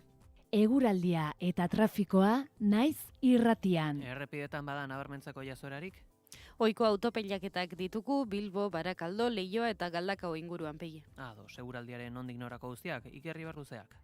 Asteari ekiteko eguraldi egonkor, eguzkitsu eta ederra nagusituko zaigu. Goizean behelaino agertuko da barnealdeko bailara askotan eta egoixuri aldean gainera trinko xamarra izango da. Hala ere eguzkiak goizean zehar xurgatuko du behelaino hau, eta behin behelainoa xurgatu ostean zeruan urdina nagusituko da eta giro ederra izango dugu. Eta arratsalde partean goi-hodei finen bat salbu, zeruan urdinak nagusi izaten jarraituko du, eta eguraldi bikaina nagusituko da arratsalde guztian zehar ere. Goiz partean hego-ekialdeko haizea ibiliko da, arratsalde partean Kantauriar isurialdean ipar-ekialdekoak muturra sartuko du, Temperatura minimoek behera ingo dute eta leku batzuetan goiza hotza izango da, minimoak 5 eta 11 gradu bitartean errendituko dira. Maximoek aldiz gora ingo dute eta oso balore atseginak neurtuko dira, bereziki hego isurialdean, Kantabriar isurialdean 19 eta 22 gradu bitartean errendituko dira maximoak, eta hego isurialdean 21 eta 25 gradu bitartean, temperatura freskoenak gaurkoan kostaldean eta bereziki Bizkaian neurtuko dira, altuenak aldiz Erriberan. Informazioaren aria. Euskotrenek jakinarazten du. Asteburu honetan planik baduzu, Euskotren duzu. Gaueko zerbitzu bereziak larun batetan, kezkarik gabe gozatzeko. Informa zaitez ordutegiei buruz Euskotrenen webgunean edo gure aplikazioan. Euskadi ondo mugitzen da. Euskotren, Eusko Jaurlaritza. Kultura eta hizkuntza politika sailak, hizkuntza politikarako sailburu ordetzak diruz lagundua.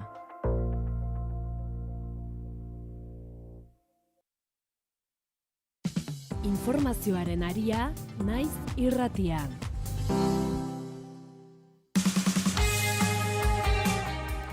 Goizeko 9 eta 10 dira, ongi etorri berriro ere, naiz irratiko informazioaren aria saiora, analisi mailaren tenorean gabiltza, gaurkoan Garbine Biurrun eta Ekine Atorra Sagastirekin. Azken ordukoetan nabarmendu dugu, Basunbut flotillako 4 ekintzaileak goizeko 10etan hartu behar dutela Atenaseranzko norantza duen hegaldia, eta besterik ez dakigu 4 ekintzaile hauetaz atxilotuak egon direla besterik ez, eta jakin duguna da, horre jakinarazi dute Sumut flotillako abokatuak ere, horre flotillako kideen posizioa badela, ilegalki sartu zirela, onartu beharra dutela sinadura baten bitartez.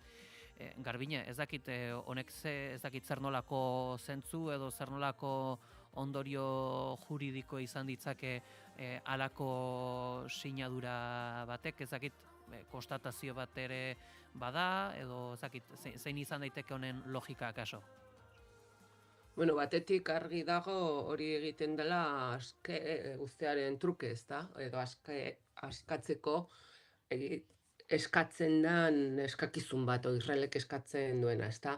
Eta bestetik jakin barko litzateke ze egoeratan, ze baldintzatan sinatu duten, presiorik izan duten, ala ez, nahiko presioa da, baldintzatzea beren askatasuna, ezta?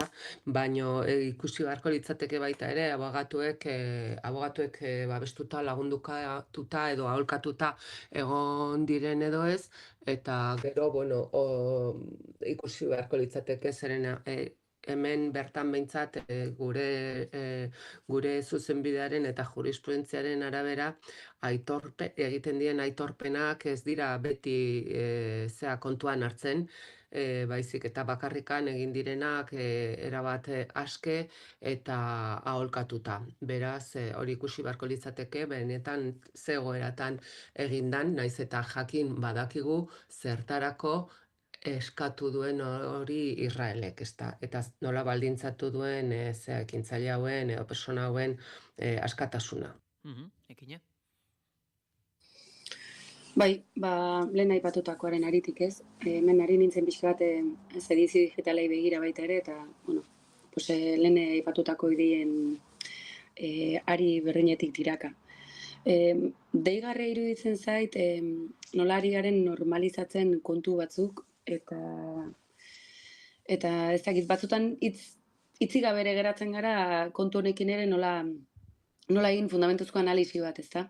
Ari naiz hemen ikusten nola iristen ari diren aktivistak ere azaltzen, ez? Nolako tratua jaso duten, eta pentsa nazioarteko optikan dauden aktivista, bake aktivista batzuk, eta beste ez, Greta Thunberg bera, uste dut nahikoa agerikoa guzten ari direla, uste dute bandejan jartzen ari direla, baten batek oraindik ere Israelgo estatua edo sionismoa bera joko demokratikoaren barruan onartzea, iruditzen zait ez dela gauza edo ariketa zail bat, baizik eta ezinezkoa dena. Alegia, guztia onartzen segitzen duenak, honezkero hartu beharko luke ardura eta kontzientzia hartu babesten ari dela. Alegia, ja ez naiz posizionatzen. Hemen kontunetan honezkero ez posizionatzea, bada posizionatzea eta babesa ematea. Eta lehen aipatutakoaren aritik ez dago hain urrun. Eta uste dute merkatu ekonomikoan presentzia nabarmena daukan joko politikoa dela, eta horregatik dago Trump bete-betean protagonismo osoa bere gain hartu nahian, ezta? Hau, datozen garaietako funtzionamenduaren laborategi bilakatzen ari da, bai nazioarteko giza eskubideen orain arteko markoa hausten edo nolabait lertarazten ari dira, eta horrek noski bidea zabalduko dio edozer gauzari, ezta? Askotan geure egunerokoan dauzkagun gauza txikiak geure kontutzat bezala hartzen ditugu, ezta? Geure ongizatearen nolabaiteko gainbehera datorrenean edo geure eskubideak mermatuta edo murriztuta ikusten ditugunean, emakumeon kasuan, ezta?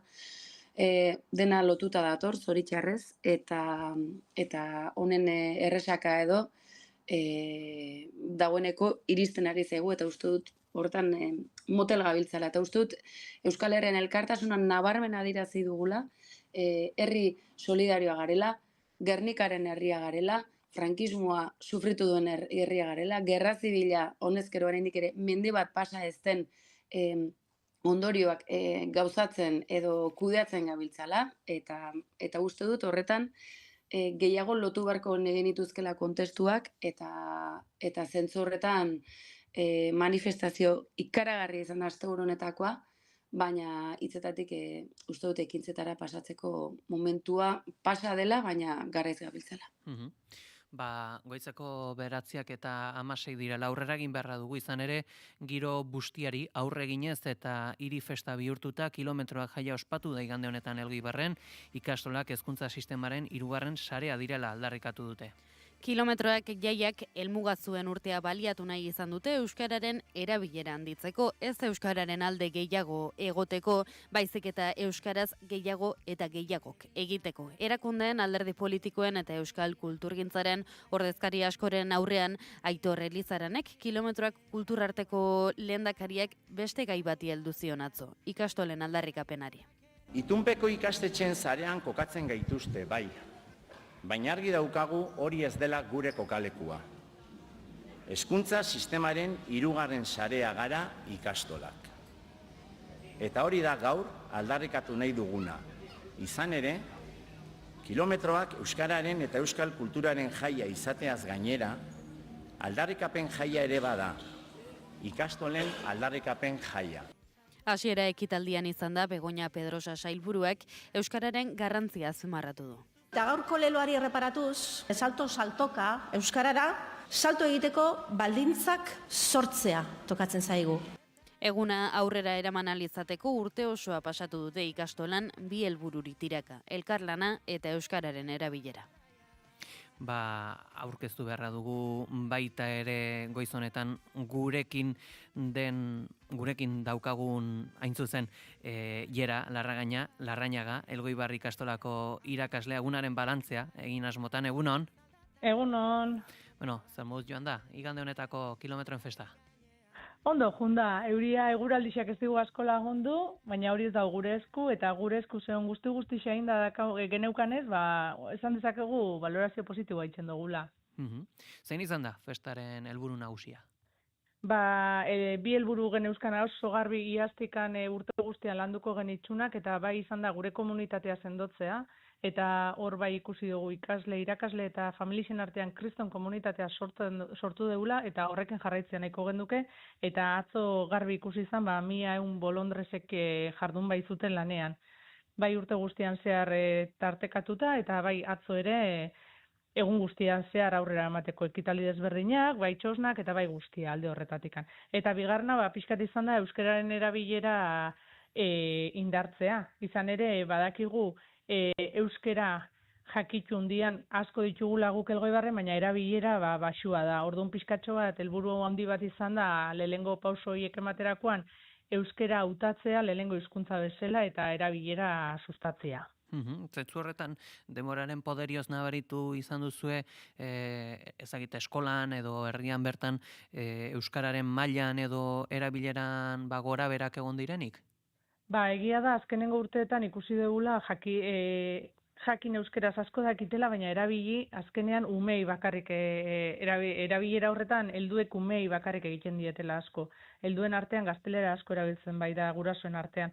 Eta horretan pixkat fokua jarri izan dugu eta gurasoak eredu dianez eta helduak eredu geranez aurrengan, pixkatxo bat hor nahi gendun. Helduak gogora konturatzen geran euskeraz hitz egin eta hala gure ondorengoek ere euskera gehiago erabiliko dutela.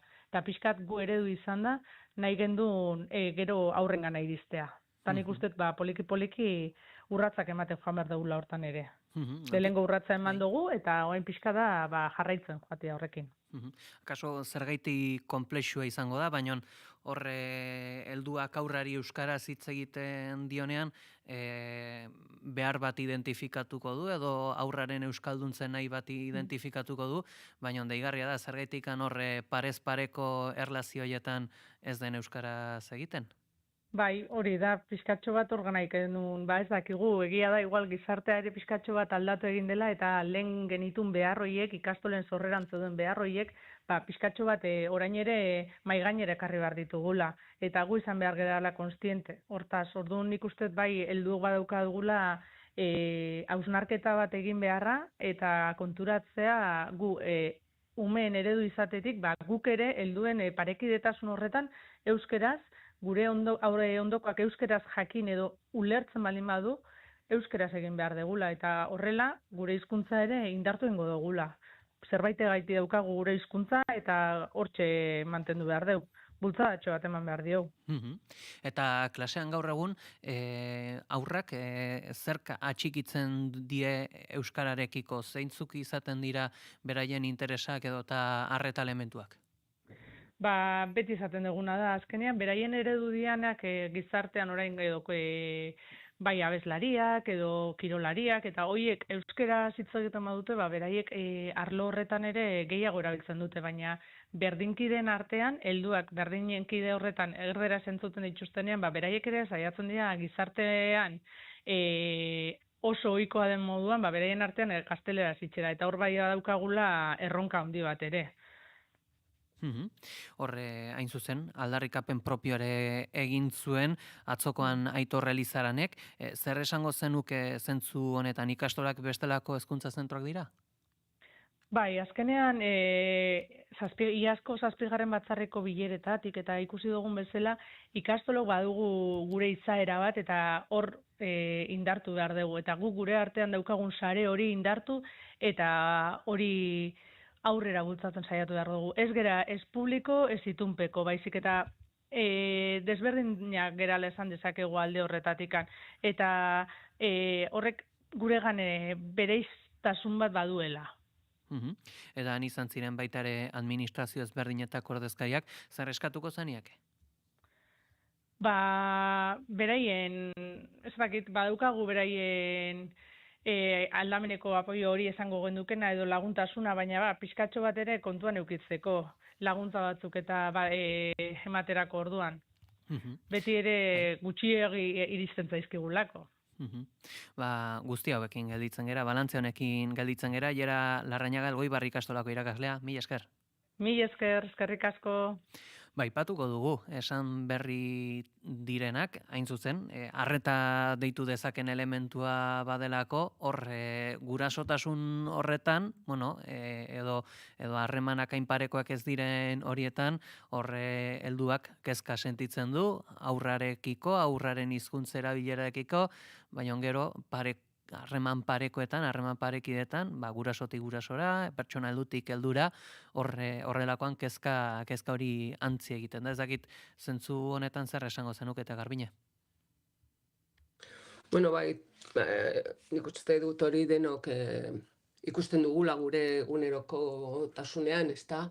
Eta horrelako kanpainak egin dira, ezta? Kanpaina publikoak ere, kanpaina publizitate publikokoak, hain zuzen ere, helduei zera deitzen hain zuzen ere, umei esaten zaiena, gero beraiek ere bai egiteko euskarari buruz, beraz, nik uste dut aspalditikan azaltzen dala edo ikusten dugula arazoa, zeren eta benetako arazoa da.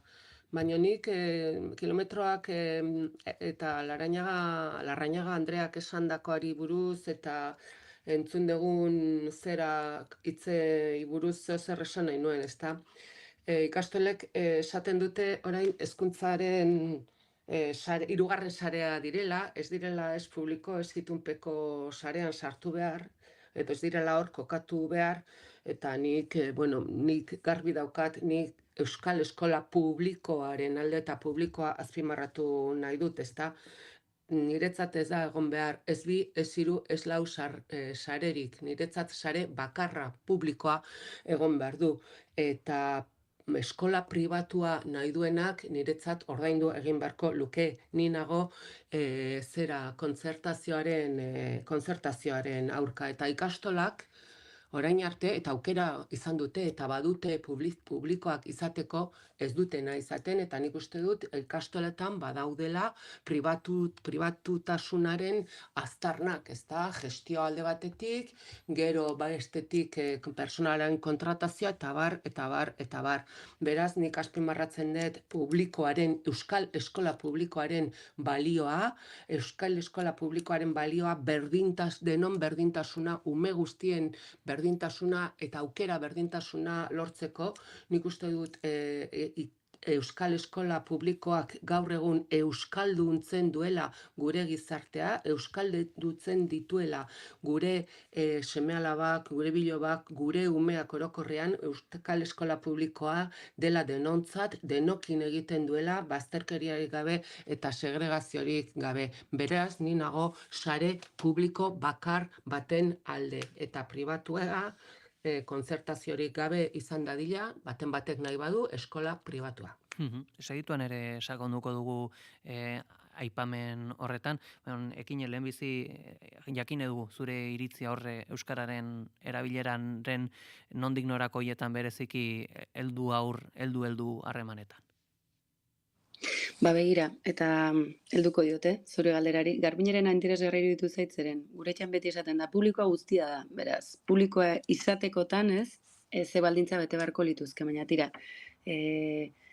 itzuliko naiz euskararen erabilerara. Entzunen, aurrekoan baten bati esanez, euskarak arrisku bizia duela hizkuntza administratibo bilakatzeko, eta bide horretan goaz. Eta, begira, Donostia nahiko hiri euskalduna izan da, tradizioz, baina begira, ez dakit, legegintzaldiekin oso pozik joan omen da, gure alkate izan den azken urteotan, baina ez dakit banik gaur egun aipatzen dizuen aurreko batean, Donostian, hiri hain interesgarri honetan, hainbeste hotel eta jatetxe ditugun honetan, interneten aholku asko aurkituko dituzu hilara egiteko, garai bateko banderila txiki bat jan alizateko, Instagram kontuak guztiak erdara hutsean aurkituko dituzue.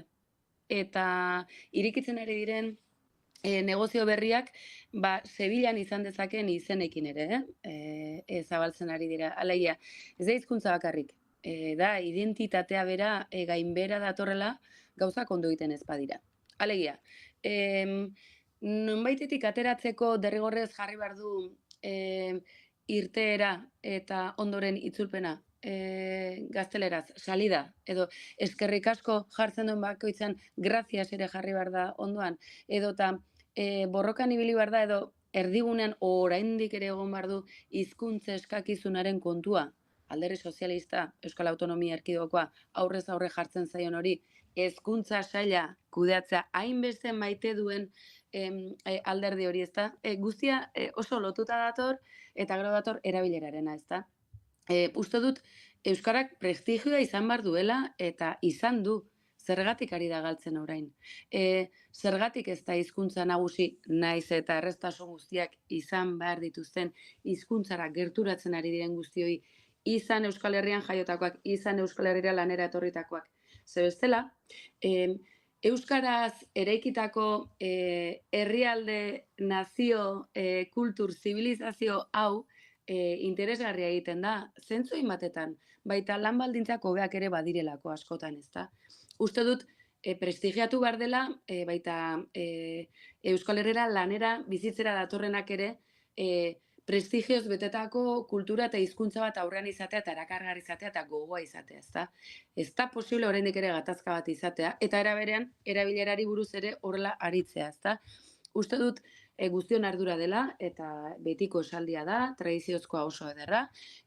Guk geuk euskaldunok erabiltzen ez badugu nola biziraungo ote duen euskarak, ezta? Beraz, hizkuntza administratibo izaten ez badugu, hezkuntza alorrean ez da aurrak bakarrik euskalduntzea, ze zoritxarrez gaur egun ez dira euskalduntzen, sare pribatua, eta uste dut horregatik ikastolek marka egiten dutela erdi publikotasun hori aldarrikatzen, zerbitzu publiko direlako, aldiz, hezkuntza alorrean ikastetxe asko direlako, ez direnak zerbitzu publiko bat eskaintzen ari, ondoren ez direlako ikasleak euskaldunduta ateratzen, eta beraz, gizarteak nolabait ardura hori hartu beharko duelako, beraz, uste dut hor badagoela arrakala bat, naiz eta eztabaida oso interesgarri eta sakona izan, beraz, bide horretan, dakienak erabiltzeari uzten badio, akabo. Eta bigarrenik, ez dakienari, ez bazaio transmititzen batetik, bertan bizitzeko, zoriontsu izateko, euskarak zenbat zabalduko dizkion, eta bigarrenik noski, doakotasuna, oraindik ere doakotasunarela ez garela iritsi, ez asignatura ere pendiente dagoela, ezta? Beraz, berriz, joko politikotik gorantza joan gaitezke, eta lakoara iritsi zer gertatzen ari den ikusteko, eta bestetik gurera, ez, egunerokotasunera, zenolako ardura daukagun guztiok eta bukatzeko.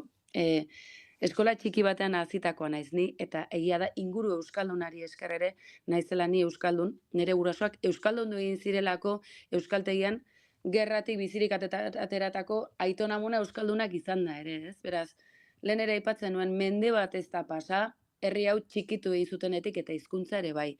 Beraz, hizkuntza txikitu hau, genozidio batean isilarazi eta desagertarazi nahi izan zen gure euskara hau, goazen prestigiatzera eta goazen lehentasuna ematera behar den bezala. Zer, ez dela identitatea bera ere galtzen da, eta hortik aurrera ja, merkatu zabalera jauzi egin dezakegu eta mundu globalizatu honetan, kapitalismoak agintzen duen honetan, bat gehiago, edo zenbaki edo barra kode bat gehiago izatera pasatzeko arriskoa daukagu noski. Garbine, zuge aipatu duzu, eskola kontzertatu publiko, Euskal eskola publikoa, baina horre Garbin ekinak aipatu du, gizarteak hartzen duela arrakala hori, zuk nola ikusten duzu Garbina arrakala hau? Zein arrakala barkatu? Azkenan, euskalduntzearen prozesuan, hezkuntza prozesu horretan, arrakalarik baldin bada, beharra baldin bada, horre aurrera pausoa ematea eta autu bat egitea, akaso administrazioari muzin eginez eta ikastolek aldarrikatzen dutena historikoki da, azkenan administrazioak ez baldin badu egiten gu geuk egingo dugula, ezta? Bai, baina nik uste dut gaur oraindikan jartzen dela, imaginario batean behintzat, imaginario kolektibo batean, ozati batean, jartzen da ikastolengan, gizarte hau euskalduntzaren, euskara mantentzearen, eta horren ardura, ez da, eta horren erantzukizuna. Eta ez da horrela, ez detukatuko noski ikastoletan gure umeek euskalduntzen direla, ez detukatuko ikastolak garrantzizkoak direla euskararen transmisiorako eta euskara areagotzeko eta bar, baino baita ere gauza bera egiten du euskal eskola publikoak eta sare publikoa zabalduzkero sare pribatuari tokirik ez egitearekin ikuste du lortuko gendukela askoz ere eskola publiko bakarra, euskalduna denontzat. Eta nik hor jartzen dut fokoa zenen eta oraindikan mantentzea 2-3 berdintza izen sare horregatikan aipatu dut, zeren eta lehen entzun dugun elkarrizketan Larrañaga Andrearekin eta gero beste ez naiz gogoratzen gizon baten hitzetan. Entzun dugu, Aitor Alizaran. Aitor Elizaranen hitzak barkatu bai, hor esaten zen ez dirala bigarren sarean sartu behar ikastolak, ez dirala itunpeko sarean sartu behar, baizik eta hirugarren sare bat izendatu behar dela, edo beraiek daudela beste nunbait, ez publikoan, ez pribatuan itunpekoan, baizik eta beste nunbait, beste genero bat dela. Eta nik uste dut hor dagoela niretzat abia puntu okerra, ikastolak gaur dira eskola pribatuak itunpean daude. Eta nik uste dut, apostua egin behar dela publikotasunaren alde, publifikazioaren alde, eta euskal eskola publikoaren alde. Gaur egun, eta errepikatuko dut, daukagun euskal eskolak, euskalduntzen du, euskalduna da, eta euskararen alde dago. Ez gehiago, ez dut esango, baino ez da ikastolek egiten dutenaren baino gutxiago.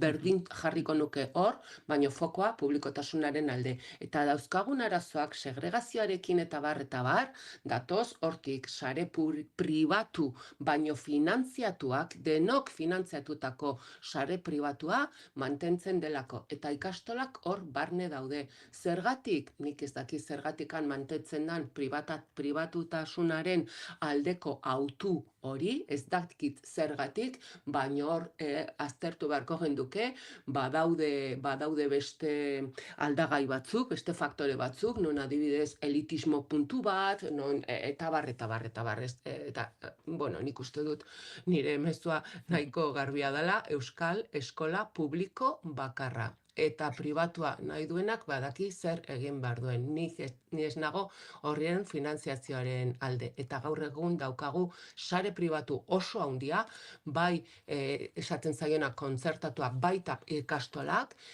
hor dauzkagu hortikan dijoakigu diru pila bat, finantza publiko asko, eta nik uste dut inberdana da indartu eta areagotu euskal eskola publikoa.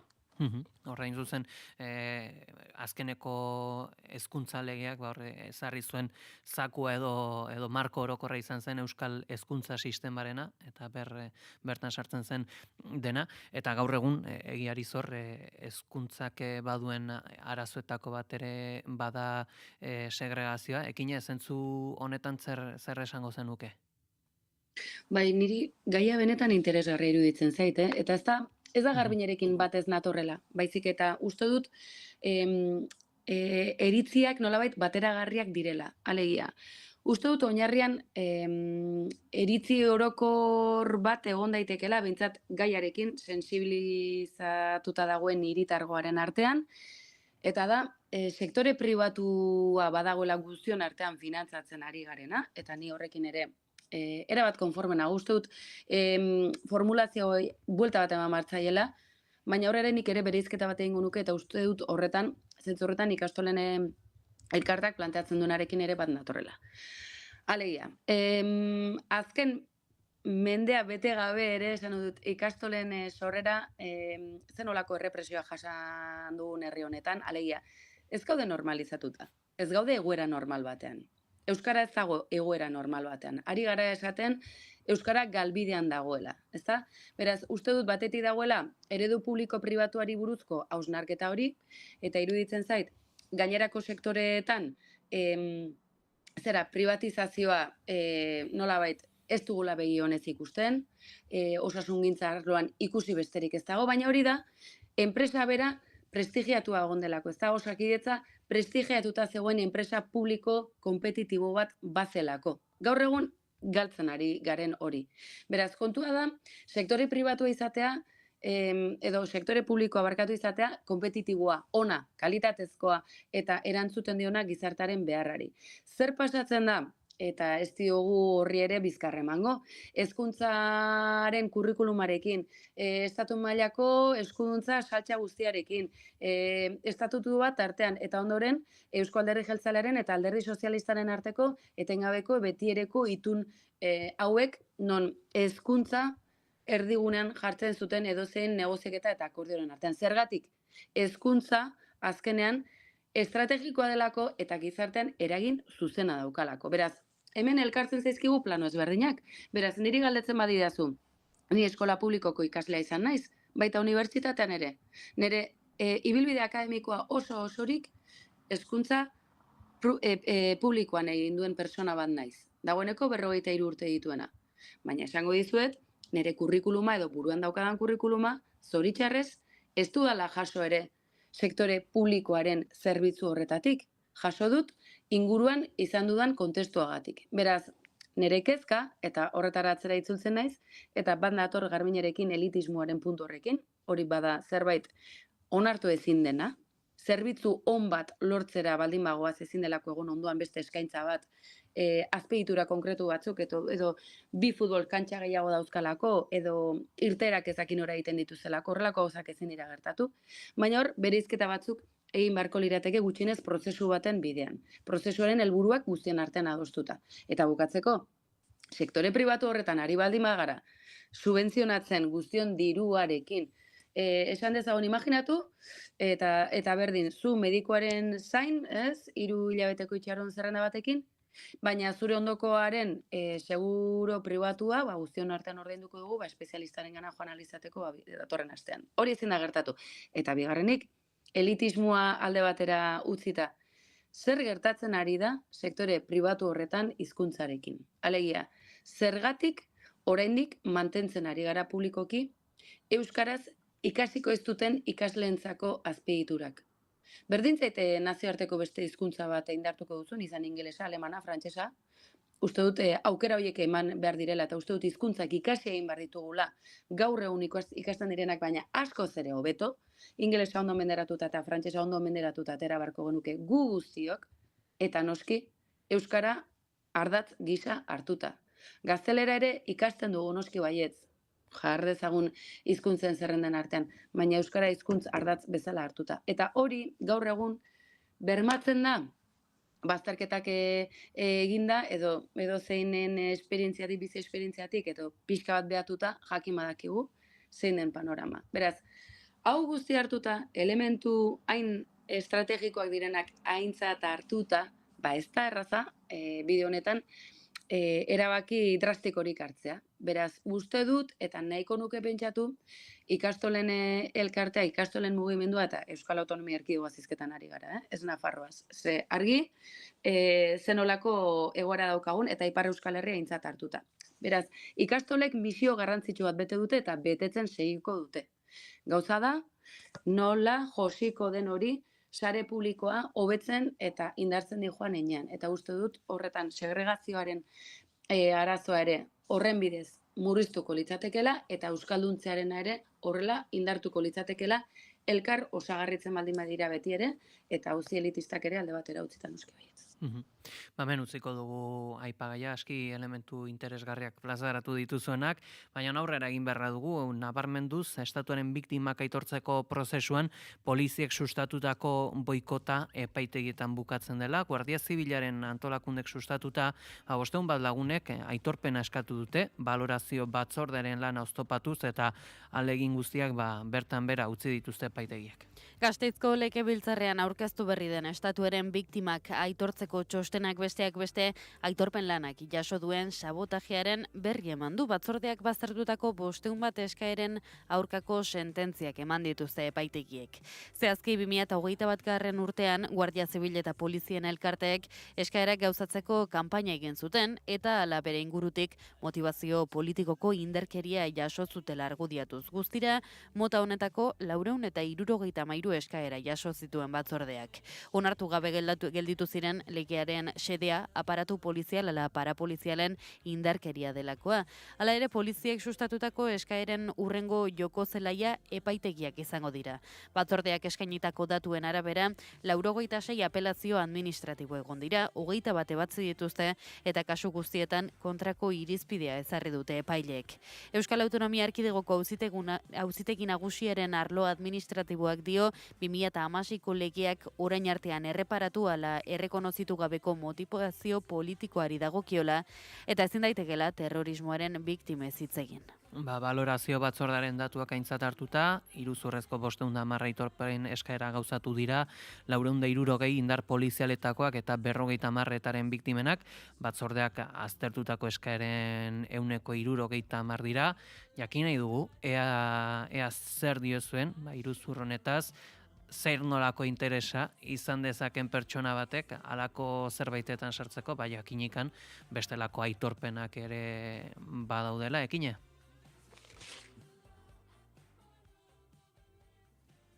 Bai, ez dakit, eske gai nik uste dute nahiko konplexuak direla, ezta? Eta horrelako, ez dakit, horrelako berria jasotzerakoan ere nahiko, ez dakit, azken batean gardentasun faltaren, ez, isla direlako, eta bueno, nik uste dute halako gaiei ere, ez, gertutik begiratuta, analizirako, ez dakite, aukera dezente ematen dutela, ezta?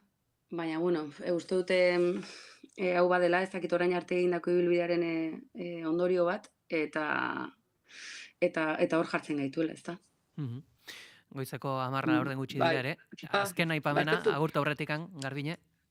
Bai, gai horri buruz, ez da, nahi, oindikan, sinisten dut noski, albistea eta irakurri dut, baina iruditzen zait ikaragarria eta sinestezina arrazoiz aztertzen badegu, ez dago sinesterik nola egin daitekeen hori, alde batetikan lehertzeko edo lehertu nahian batzorde horren lana, eta bestetik, ez dakit, olako inosokeriaz, kakotxoen artean, ez da, hori biktimatzat jotzen beraiek indar poliziak izanik, ez da.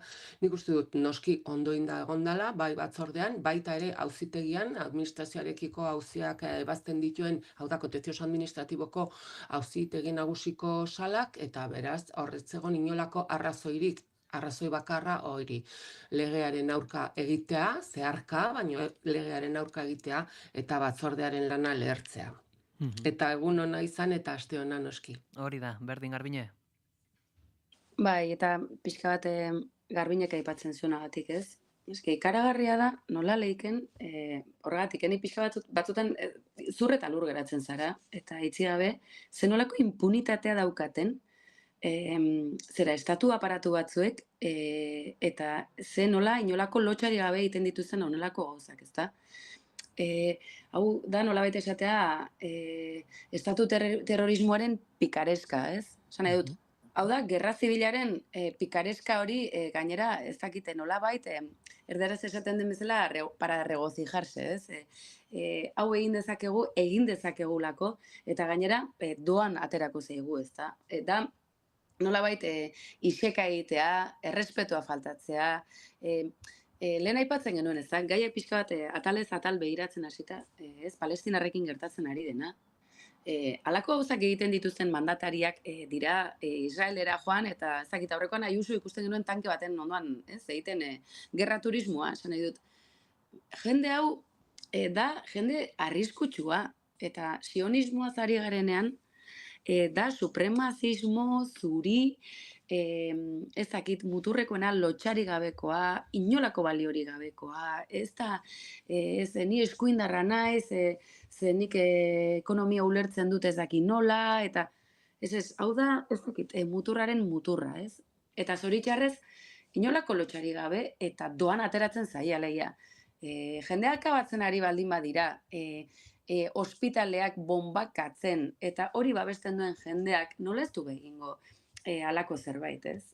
Ausartu behitera, jakinda gainera, lili aterako direla kontu guzti honetatik. Niri ikaragarri iruditzen zait, oraindik ere, senideak desagertuta dauzkatenak, gerra zibila. Aurrekoan zinemaldian ikusi nuen, Hemingwayren Spanish Earth izena zuen, azpidatzita gainera oso erraz jarraitzen den dokumentala da, YouTubeen daukazue, Eta bertan ikusten da giroa 37koa, ezta?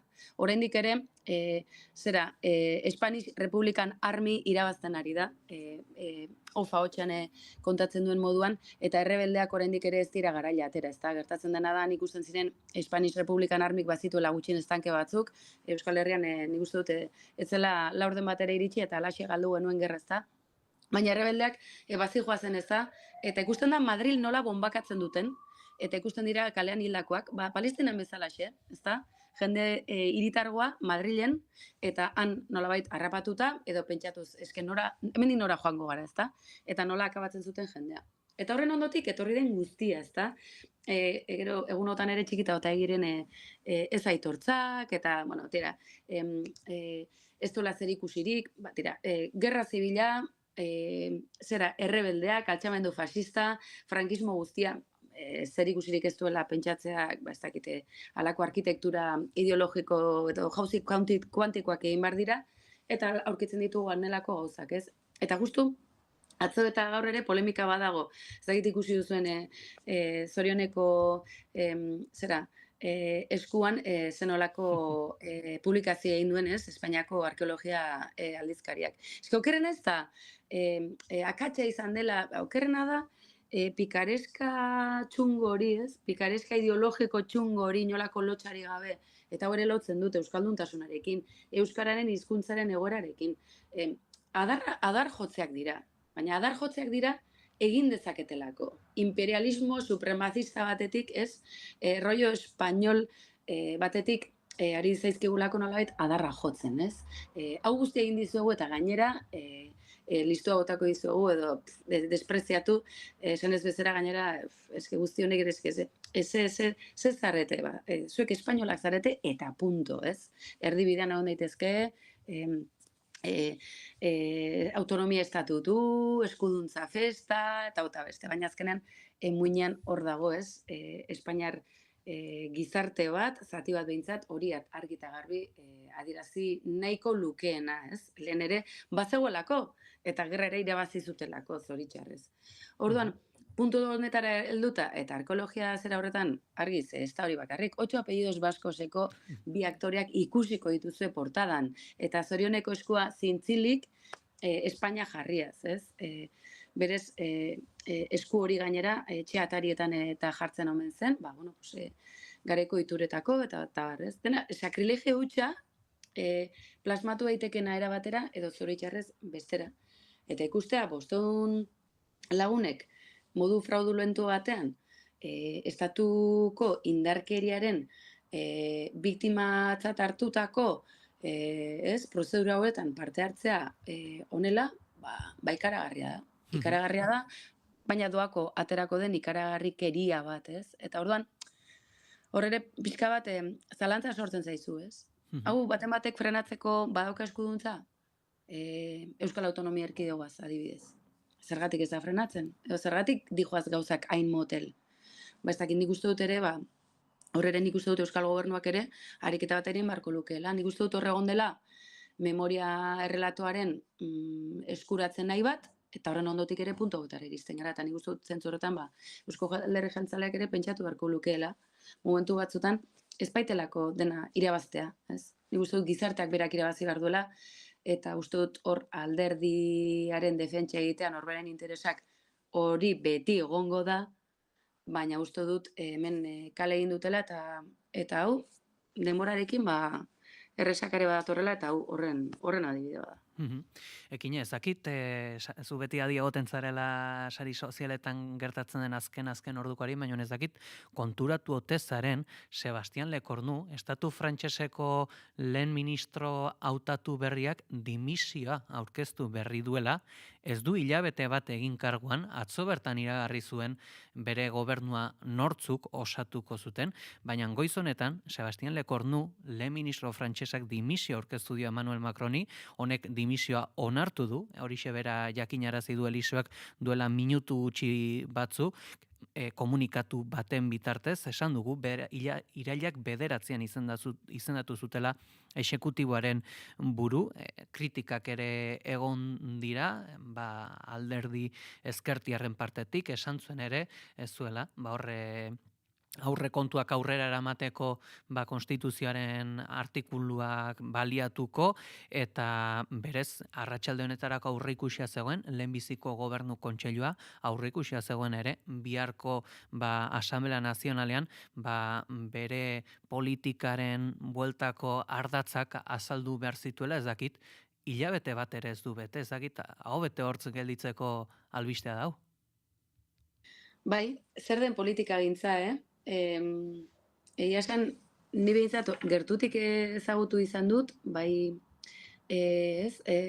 alde batean zein bestean, eta iruditzen zait, eta filosofia fakultatetik atera eta gero, batzutan badaukazu alako aukera begirada, esan dezagun zabalagoa, ez beste inor baina gehiago garelako baizik eta alako gaiak zintzia asko ematen dugu, baina baita pentsamendu hori luzuzeako ardatz ugari ere.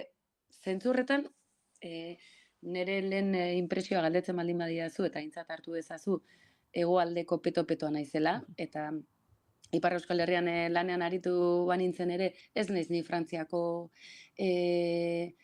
politika gintzan aditua, lehen inpresioa galdetzen badidazu eta hankasartzeko aukera askorerekin, zerbait badago hemen, ezta?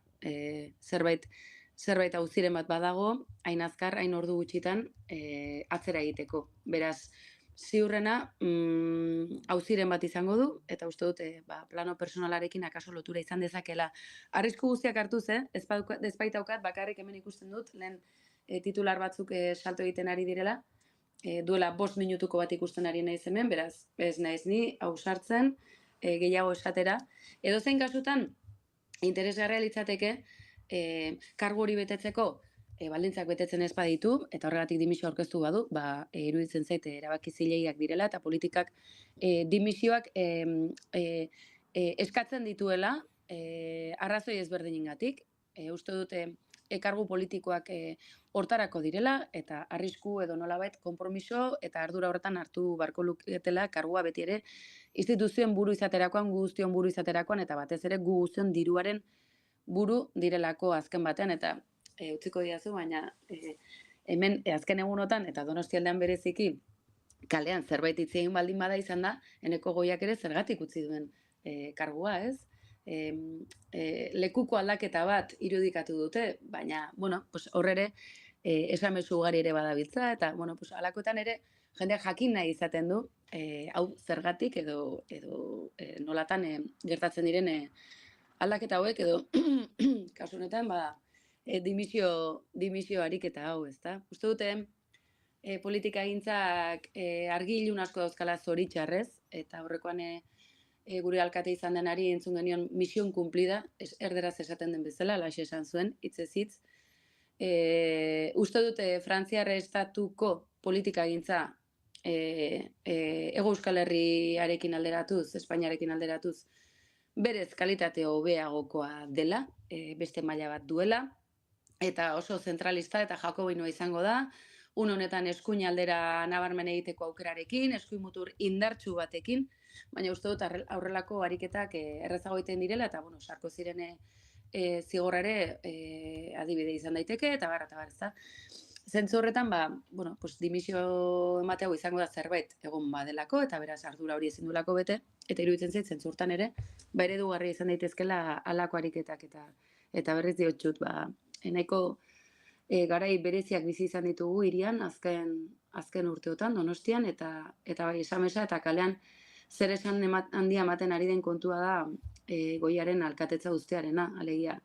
Izan daitezkela, datuetan datu oso txarrak dauzkalan ez, eta oso harro egon bere kudeaketaz, akaso hiritarrak ez egon hain pozik, metroaren auzia mahai gainean dagoelako, erdiguneko San Bartolemeko inguru guztiaren privatizazio eta aurreko alkatearen kritika ere tartean dagoelako, zenolako negoziaketak egondu diren hor, zer gertatu den turistifikazioarekin eta hiriaren identitate galerarekin, etxe bizitzaren auzia, azken urte luzeetan izandako espekulazio eta etxe bizitzarekin egindako plan urbanistiko nagusiak, uste dut hemen txokolate asko dagoela eta jendea hizketan ari da. Zer pasatzen dalakoetan, argi ez dugula jakingo, azken urtetako iluntasun honetan, zer gertatu den.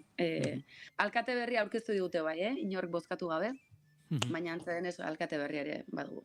Horixe dugu azken ordukoa dirudinez arazoak Les Republicans alderdia eta Bruno Lemer ministroarekin dagoz. 2 minutu besterik ez zaizkigu gelditzen, gaurko saioa amaitzeko, eta bueltan da Zebrabidea, gaur lehenbiziko saioa, eta gurekin dauzkagu Arantxa Idieder eta Malen Frantsesena, egunon? Egunon. Bueno, azken ordukoak sentitzen dut, goitik beran hasi digu goiza, espero gabekoa, hilabete besterik ez du egin kargua, baina ontzuek hemen ikasturte osoa egitera zatozte. Bai, ala da. Bueno, gaurko lehenbiziko saioa, jakin nahi dugu, nolako kontuak aipatuko dituzue? Gaurkoan, hasieran aurkezpen moduko bat egingo dugu denboraldiarena, zer den denboraldiak ekarriko diguna, zein izango diren gure kolaboratzaileak, eta gero ja hasiko gara, asteroko, errutina horretan edo sartuko gara, gaur Peio Urzela izango dugu, kazetaritza ardatz buletinaren egilea, eta berak azalduko digu, zein den atzoko buletinean azaldutakoa.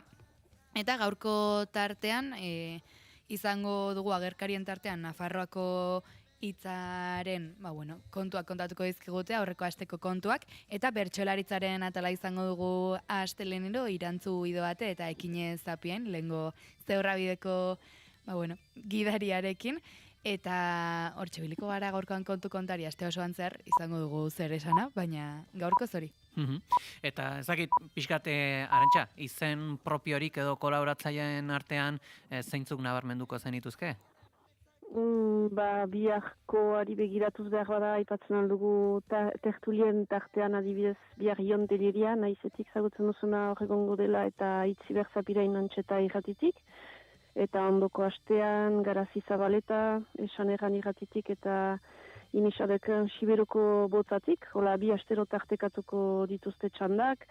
Literaturan adibidez Garbine Ubeda eta Nora Arbelbide arituko dira, hilabetero, tertulia lanetan, musikaldetik ere Antxon Larrandaburu, Lapurdi aldetik eta Arabatik Olatz Santz ariko dira bi astero. Gehituko nuke ere UESI unibertsitatetik ikasle batzuek ere izango dituztela kronikak, horiek proposatu kronikak izango dira, bi astero. Gazteak eginak eta txotx izena jarri diote kronikari, sorpresaz betea izango den kronika entxego, hori ere horren esperoan gira, eta beste hainitz badira, aipatzekoak eta denaren arratsaldero deskubritzenako ituzenak Zebrabidean. Eta bereziki akaso Zebrabidea definitzeko ere, Euskal Herriko arrosa sareko irratien batasun hori, ez da? Bai, arratsaldero emititzen dugun hori, Arrosasareko irrati guztietan entzunal izango da. Saiatuko gara, alden neurrian Arrosasarearen identitate hori edo bere horretan mantentzen eta Zebrabideari ere kutsu hori ematen. Elkarlana izango dugu, esan Arantxak esan duen moduan, tertulietan zenbait Arrosasareko irratietako kidek hartuko dute parte eta saiatuko gara alden neurrian denen batasun hori edo mantentzen. Guzti horiekin gelditzen gara, Arantxa Idieder eta Malen Frantsesena, kuraia hon? Bai, mi esker. Mi esker, zauntza.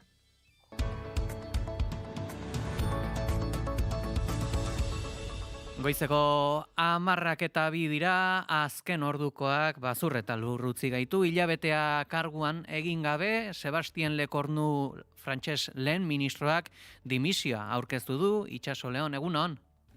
Kaixo, egunon kabineteak ala iragarri eta ordu gutxira izan da. Herrialdeak bizi duen krisi politiko betean irailaren 9an izendatu zuten Lekornu.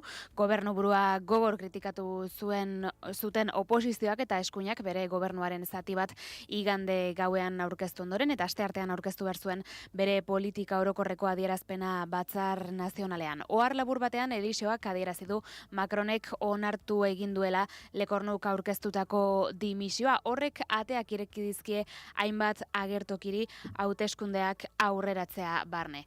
Eta Bruno Lemer aldi batez Suitzara eskola ematera joan zen eta negoziotara itzultzeak oposizioa haserretu du finantza publikoen gainbeheraren errua berari baitagokio. Bruno Horretaleok bere alderdiaren errepublikanoen estrategia batzordearen bilera dituzuen astelehen goizean bere alderdiko ministroei eutsiko zitzaien ala ez erabakitzeko.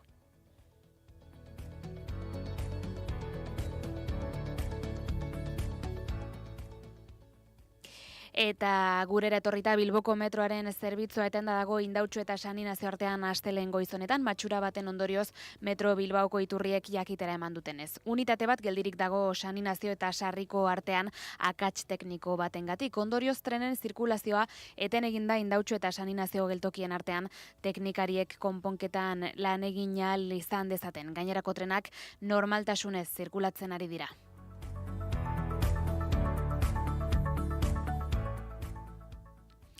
Beste kontu bat 17 urteko mutil bat larri zauritu da bart igande gau honetan Tafallan izandako autoistripu batean. Istripua kanpilo industrialdetik gertatu da. Nafarroako Guardia Zibilak astelehen honetan jakinarazi duenez, ez beharra izan duen ibilgailua beste bat aurreratzen ari zela bidetik atera da. Autoaren gidaria, 29 urteko gizona, Azkoiengo osasun zentroan hartatu dute eta kopilotua berriz helikoptero zeraman dute Nafarroako Unibertsitate Ospitalera. Guardia Zibilak ikerketa abiatu du istripu honen nondik norakoak argitzeko.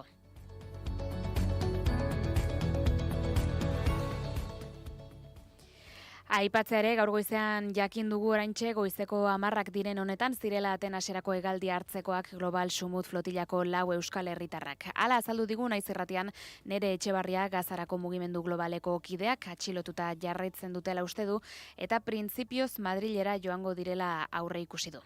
Eurak ez dabe sinatu, baina badakigu gaur bertan deportatuko dituztela. Hau da, Atenasera bialduko dituzte, eta gero Atenasetik oraindik ez dakigu gure 4 kideok Madrilera joango diren, edo Bilbora antza, edo ez dakigu hori. Gauzak horrela, momentuz ez dakite 4 euskal herritarrek Israelgo armadaren partetik tratu txarrik jaso duten ala ez, aske geratu diren ontzidiko beste kide batzuek bai salatu dutela tratu txarrak izan direla, eta beranduago Jose Manuel Alvarez atzerri ministro espainolak estatuko hiritar guztiak gaur deportatuko dituztela adierazi du Etxebarriaren hitzak berretsiz. Eguraldia eta trafikoa naiz irratian.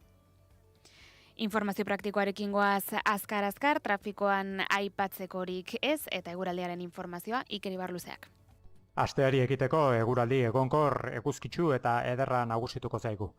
Goizean behelaino agertuko da barnealdeko bailara askotan eta egoixuri aldean gainera trinko xamarra izango da. Hala ere eguzkiak goizean zehar xurgatuko du behelaino hau eta behin behelainoa xurgatu ostean zeruan urdina nagusituko da eta giro ederra izango dugu. Eta arratsalde partean goi-hodei finean bat salbu, zeruan urdinak nagusi izaten jarraituko du, eta eguraldi bikaina nagusituko da arratsalde guztian zehar ere. Goiz partean, hego-ekialdeko haizea ibiliko da, arratsalde partean, Kantauriar isurialdean ipar-ekialdekoak muturra sartuko du, temperatura minimoek behera ingo dute eta leku batzuetan goiza hotza izango da, minimoak 5 eta 11 gradu bitartean errendituko dira, maximoek aldiz gora ingo dute eta oso balore atseginak neurtuko dira, bereziki hego isurialdean, Kantauriar isurialdean 19 eta 22 gradu bitartean errendituko dira maximoak, eta hego isurialdean 21 eta 25 gradu bitartean, temperatura freskoenak gaurkoan kostaldean eta bereziki Bizkaian neurtuko dira, altuenak aldiz, Erriberan. Guzti hauekin aldizen gara, eskerrik asko Itxaso. Bai, bihar arte. Eta agurrak ere baitare ekina torna sagastiri, gurekin gaur analisi mailan izan dugula, eta agurtuko ditugu ere, bigarren kafeako kideak Iñigo Asensio eta Goiuri Ezeiza, egunon? Egunon. Egunon, Pegi. Bueno, astelena gaurkotasunez peto ekarri dugu, Sumut flotillako Euskal Herritarrak bat ozela, Lekornuren azken orduko dimisioa, kalkuluak egiten ibili gara, eta 18 egun besterik ez ditu iraun postuan, ez dakit txisterak edo emango du, honek? Bai, aurrekon, eta pasaden astean hitz egiten aritu ginen, aita santu bat 33 egun egon zela soilik eta ze gutxi zen, eta begira. Hala ere uste dute, Lekornuren dimisioa apostu etxetan gehiegi ez zela ordaintzen, Frantzian bazegoela alako usain opositibo bat, eta ez dakit, tira, hain azkar ere, ez dakit inork espero zuen. Bai. Hau betortz, hitzako hiek dira, baina jakin nahi dugu, ea zer aipatuko duzuen ondorengo 2 orduetan. Tira, Aritz Alkubilarekin ariko gara eta Borussia Dortmund futbol taldearen inguruan ariko gara, edo beto esan da, bere jatorri antifasistaz nondik sortu eta zer eraginduen horrek taldearen nolabaiteko idiosinkrasian bertan. Aloina Erauskinekin ere izango gara, bizi bihotzak estanda egin arte proiektuaren inguruan hitz egiteko. Tarte izango dugu ere hainbat proposamen zinematografiko eta teleselgirokoak egiteko puri-purian tartean, Imalo González Gurrutxagare batuko zaigu hemen, eta Eneko Iturbek ere ekarriko digu, azken orduetan polemikatxoa piztu duen beste gai bat, eta arekin ere, ariko gara, beraz, urrengo 2 orduetan, gozo-gozo arituko gara, kafearen konpainian, Pegi. Oso, ondo, guzti horiekin gelditzen gara, eskerrik asko. Eskerrik asko. Eta gure partetik besterik ez, esan beharrekoak esan da, bihar ere bueltan izango gara. Ondo segi, egun politia izan, jo? Naiz irratia.